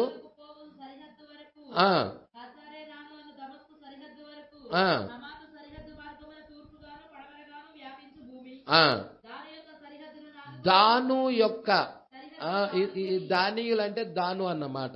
పట్టుకుంటున్నారు. ఇక్కడ 2వ వచనంలో మీకు క్లియర్ చేస్తున్నాడు. దాను యొక్క సరిహద్దు ఆనుకొని తూర్పు పడమరగా అషేరీయులు అంటే దాను గోత్రం ఇక్కడ కనబడుతుంది కదా మీకు. దాను గోత్రం ఆడ తీసేయబడింది కదా, ఆకాశము కింద ఉండకుండా. కానీ నిత్యత్వం దగ్గరికి వెళ్ళేదలకే, ఆ లోకం దగ్గరికి వెళ్ళేదలకే, 1000 ఏండ్ల పాలన దగ్గరికి వెళ్ళేదలకే దేవుడు వారికి అవకాశం ఇచ్చాడు. ఆకాశం కింద ఉండకుండా తుడిచేశాడు. ఇది ఇజ్రాయేల్ కండి. ఇప్పుడు వాళ్ళకి ఛాన్స్ ఇచ్చాడు కదా, మరి అన్య జనుల్లో మనకు కూడా ఛాన్స్ ఉండిద్దా అంటే no no no no no no no. పట్టుకోండి, జాగ్రత్తగా పట్టుకోండి. ఇక్కడ అంటున్నాడు, దాను యొక్క సరిహద్దు మొదలుకొని తూర్పు పడమరలుగా అషేరీలకు ఒక భాగము, అషేరీల సరిహద్దు ఆనుకొని తూర్పు పడమరలుగా. ఇప్పుడు అషేరీ గోత్రం వస్తుంది, నఫ్తాలి గోత్రం వస్తుంది. గోత్రాలు పట్టుకొని లెక్కించాలి మీరు. దాను గోత్రము, అషేరు గోత్రము, నఫ్తాలి గోత్రం, 3 గోత్రాలు. నఫ్తాలి సరిహద్దును ఆనుకొని ఇది 4వ గోత్రం. మనుష్యేలు సరిహద్దులు ఆనుకొని ఇదిగో ఎఫ్రాయిం గోత్రం కూడా వస్తుంది ఇక్కడ. ఎఫ్రాయిము, దాను ఈ 2 గోత్రాలు కొట్టేయబడ్డాయి. ఎక్కడ? 1000 ఏళ్ల పాలనకి వెళ్ళే ముందు ఆకాశం కింద ఉండకుండా. నువ్వు లెక్కించి చూడు, దానిలో ఉన్నాయేమో. 7వ అధ్యాయంలో ఉన్నాయేమో చూడు. ప్రకటన గ్రంథం 7వ అధ్యాయంలో ఉన్నాయేమో చూడు. లేవు. దాను గోత్రం రాయబడాల అక్కడ, ఎఫ్రాయిం గోత్రం రాయబడాల అక్కడ. ప్రజల అవునా కదా? కానీ 1000 ఏళ్ల పాలన దగ్గరికి వచ్చేసేదలికే ఆకాశము కింద ఉండకుండా తుడిచిపెడతానన్నాడు గాని ఆ లోకము దగ్గర తుడిచిపెడతాననలేదు. ప్రజల ఆ లోకము దగ్గర ఈ గోత్రాలు ఉన్నాయి. పట్టుకుంటున్నారా ఈ విషయాలు జాగ్రత్తగా? ఎఫ్రాయిముల సరిహద్దు మొదలుకొని తూర్పు పడమరలుగా. ఎన్నండి ఇది? ఎఫ్రాయిములు ఎన్నోది? 5వది ఎఫ్రాయిము. 6వది వచ్చేసేదలికి రూబేనీయులు. రూబేనీయులు సరిహద్దును ఆనుకొని తూర్పు పడమరలుగా. ఇది ఎన్నోది? 7. యోధా 7.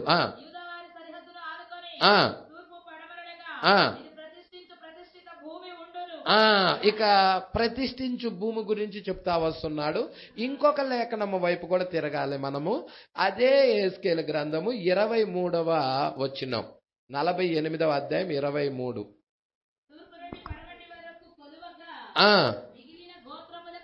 మిగిలిన గోత్రాలకు భాగములు ఏర్పాటగును. ఇప్పుడు చూసినారా? 8వది బెన్యామీన్లు వస్తున్నారు. బెన్యామీలు సరిహద్దు ఆనుకొని షిమ్యోనీయులు వస్తున్నారు. 9. 10 ఇషాకారు వస్తున్నారు. ఇషాకారు సరిహద్దు ఆనుకొని 11 జబులోనీయులు వస్తున్నారు. గాదీలు వస్తున్నారు 12ది. 28. అంతే కదండి. దేవుడికి మహిమ కలుగునుగాక. హల్లెలూయా. మరి 12 గోత్రాలు ఇక్కడ వచ్చేసినాయి కదండి. 12 గోత్రాలు వచ్చేసాయా? మరి ఏ గోత్రాలు కనబడతలేదో చూడండి. లేవి గోత్రము ప్రతిష్ఠించబడ్డారు. వాళ్ళు యాజకులై ఉన్నారు. హల్లెలూయా. పట్టుకుంటున్నారా? నీకు ఇక్కడ యోసేపు గోత్రం కనపడలేదు కదా? అవునా? యోసేపు గోత్రం ఎవరో తెలుసా? Praise lord, praise lord. దేవుడికి మహిమ కలుగునుగాక. చెవి గలవాడు ఆత్మ చెబుతున్న మాట వినుగాక. అది దాచబడిన మర్మం. 1000 ఏళ్ల పాలనలో యోసేపు గోత్రం కూడా ఉందండో. ప్రతిష్ఠించబడిన జనాంగంలో ఉన్నదండో. ఎవరు? వాళ్ళు వధువయ్యున్నారు.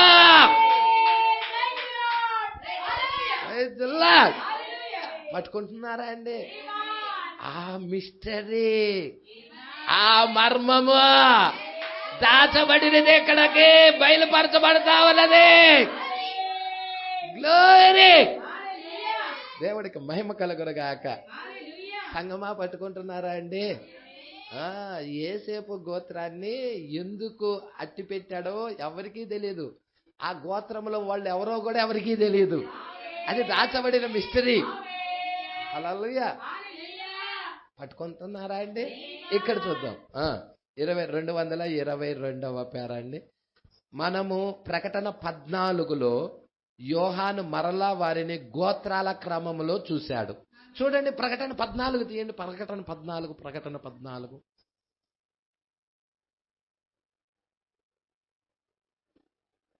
ఇక్కడ యోహాను మరలా వారిని ఇక్కడ కొత్త కొత్త కీర్తన పాడుతున్నారండి. హల్లెలూయా.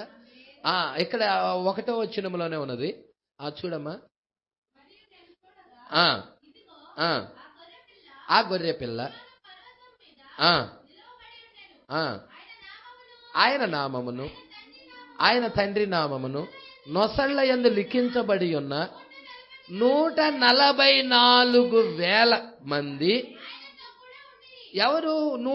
ఆయన నామము ఆయన తండ్రి నామము లిఖించబడి ఉన్న 1,44,000.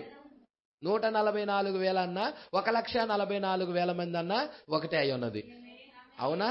1,44,000 మంది ఆయనతో కూడా ఉండిరి. అవునా అండి? ఇక్కడ కనబడుతున్నారా వాళ్ళు? 14వ అధ్యాయంలో కనబడుతున్నారా? ప్రవక్త ఏం చెప్తున్నాడో చూద్దాం. 222 పేర. మరియు ప్రకటన 14లో ఇదంతా ఎక్కడ పెట్టాడు? 7th seal. అందుకే ఇవన్నీ మర్మాలు. ఏసేపు గోత్రం మర్మమే. ఎందుకు ఆ 2 గోత్రాలు తీసేయబడ్డాయో, 1000 ఏండ్ల పాలనలో మరలా ఎందుకు వస్తా ఉన్నాయో, ఈ మర్మాలన్నీ కూడా 7వ ముద్ర కింద పెట్టాడు. 7వ ముద్ర కింద పెట్టాడా? చూస్తున్నారా? ఇదంతా 7వ ముద్రే కదండి. 7వ ముద్రలో ఉన్న లేఖనాలే కదండి. చూడండి, ప్రకటన 14లో యోహాను మరలా వారిని గోత్రాల క్రమంలో ఉంచెను. అది సరే. ప్రతి గోత్రము వారి స్థానములో ఏమి సంభవించినది? హల్లెలూయా.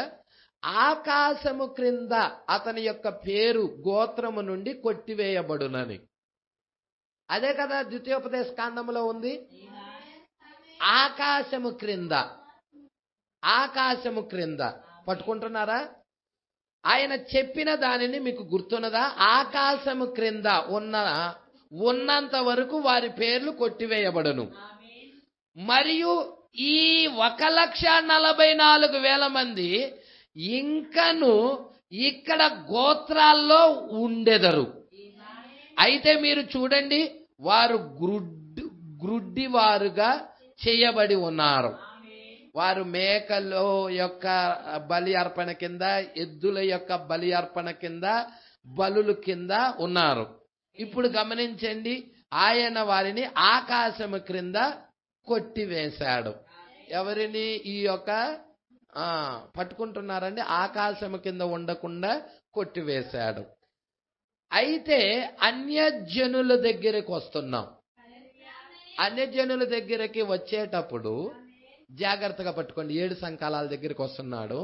అన్యజనుల దగ్గరికి వస్తున్నట్లయితే పరిశుద్ధాత్మ దినాలలో పరిశుద్ధాత్మకు విరోధముగా ఉన్నట్లయితే మీ యొక్క పేరు జీవ గ్రంథము నుండి పూర్తిగా తీసివేయబడును. హల్లెలూయా. అంటే అన్ని జనుల దగ్గరికి వచ్చేసేదలికే జీవ గ్రంథములో నుండి పూర్తిగా పేరు కొట్టేయబడుతుంది. పరిశుద్ధాత్మకు విరోధముగా ఉన్న ఎడల ఈ లోకములోను లేక రానున్న లోకములోను. రానున్న లోకం అంటే అది ఏ లోకం? పరలోకం.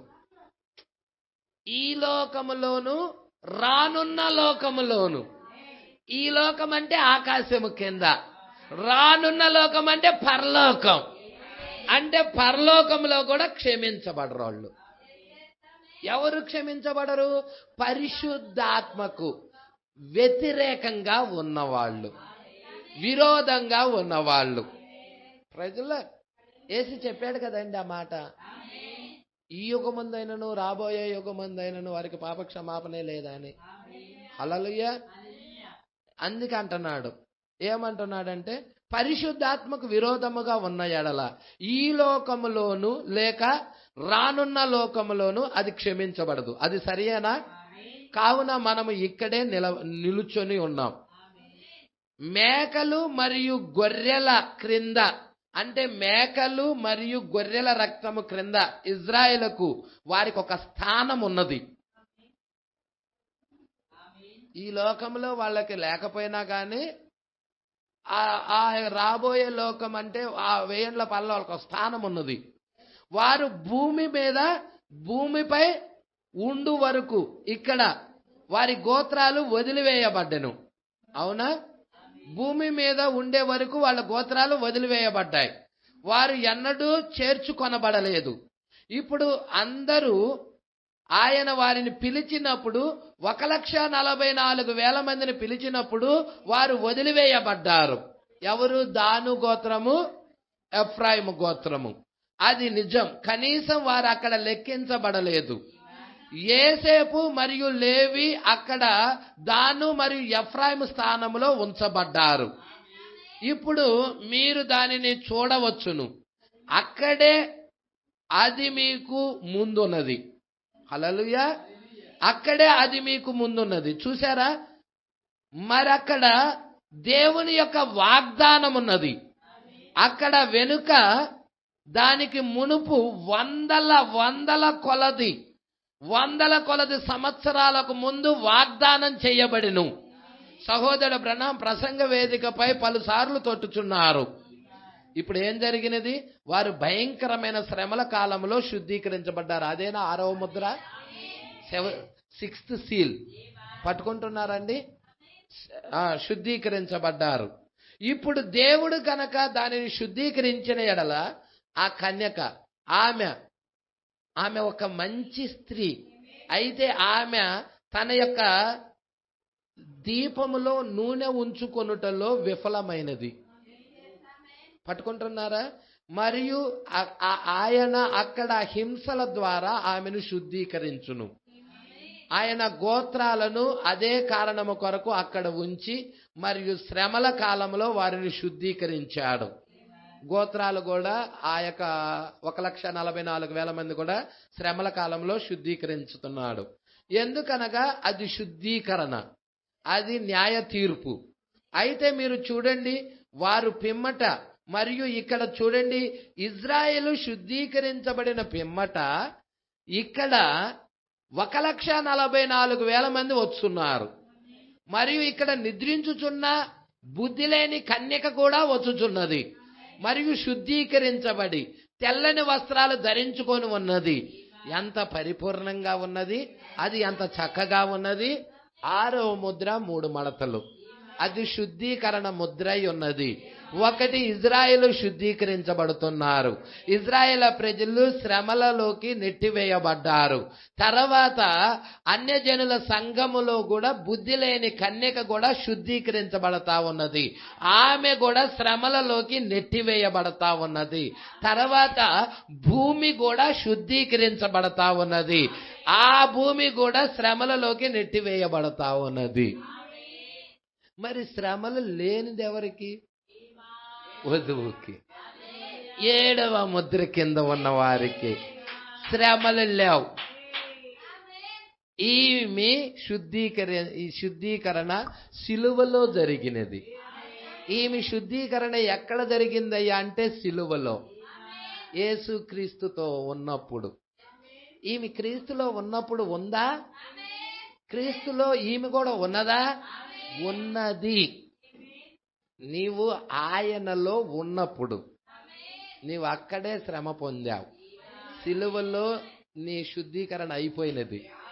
అందుకే దేవుడు శ్రమల కాలంలో నిన్ను పంపించకుండా ఎత్తబాటులో తీసుకెళ్తున్నాడు. హానోకు ఎత్తబాటులో తీసుకెళ్ళినట్లుగా. ప్రజల మీరు ఈ వచనం చూస్తున్నారా? ఈ వచనంతో మనం ముగించుకుందాము. హల్లెలూయా. శ్రమల కాలంలో ఉన్న యాకోబు వలె, ఎగ్జాంపుల్ యాకోబుని తీసుకుంటున్నాడు. యాకోబు శ్రమల కాలంలో అతను ఒక తప్పు చేశాడు. మీరు పట్టుకుంటున్నారా అండి? అతడు శుద్ధీకరణ కాలంలోకి వెళ్ళాడు. ఎంతమందికి తెలుసు యాకోబుకు కూడా శుద్ధీకరణ కాలంలోకి వెళ్ళాడని? 6th seal. హల్లెలూయా. అతడు శుద్ధీకరణ కాలంలోకి వెళ్ళాను. ఎందుకనగా అతడు తన సహోదరుడైన ఏశావు ఎడల తప్పిదం చేశాడు. తన జ్యేష్ఠత్వ హక్కును పొందుకొనుటకు మోసం చేశాడు. అతడు తన యొక్క పేరు యాకోబు నుండి ఇజ్రాయేలుగా మారు వరకు ముందు శుద్ధీకరణలోనికి వెళ్ళాడు. అవునా? దేవుని యొక్క క్రమముకు మాదిరిగా ఉన్నది. ఈ దినమునకు సాదృశ్యముగా ఉన్నది. యాకోబు జీవితంలో ఏ విధముగా శుద్ధీకరణ జరిగినదో ఇజ్రాయేలుకు కూడా అదే జరుగుతున్నది. హల్లెలూయా. తప్పిదము చేసిన కారణమును బట్టి శుద్ధీకరణలోనికి వెళ్ళాడు. పట్టుకుంటున్నాడండి. 229. ఇప్పుడు మనం 8వ వచనానికి తిప్పిదము, లేక 1వ వచనము 8వ అధ్యాయములో నేను చెప్పుచున్నాను. ప్రకటన 8:1. నెక్స్ట్ వారం మనం ధ్యానం చేద్దామండి. గుర్తుంచుకోండి, 229. ప్రకటన గ్రంథము 8వ అధ్యాయము 1వ వచనం. 7th సీల్, 7వ ముద్ర. సంగమా పట్టుకుంటున్నారా? ఈ విషయాలు జాగ్రత్తగా మీరు పట్టుకోవాలి. మీరు ఈ విషయాలన్నీ జాగ్రత్తగా పట్టుకోవాలని ప్రభు పేరిట మనవి చేయుచున్నాను. కొంచెము ఎక్కువైనా కానీ మీరు జాగ్రత్తగా ఈ టేబుల్ మరలా వినండి. చాలా లోతైన సంఘటనలు దేవుడు మాట్లాడుతూ వచ్చాడు. ఈ గ్రహిస్తారని నమ్ముచున్నాను. నెక్స్ట్ వారం 230 230 పేర చూసుకుందాం. దేవుడు మాటలు దీవించి ఆశీర్వదించును గాక.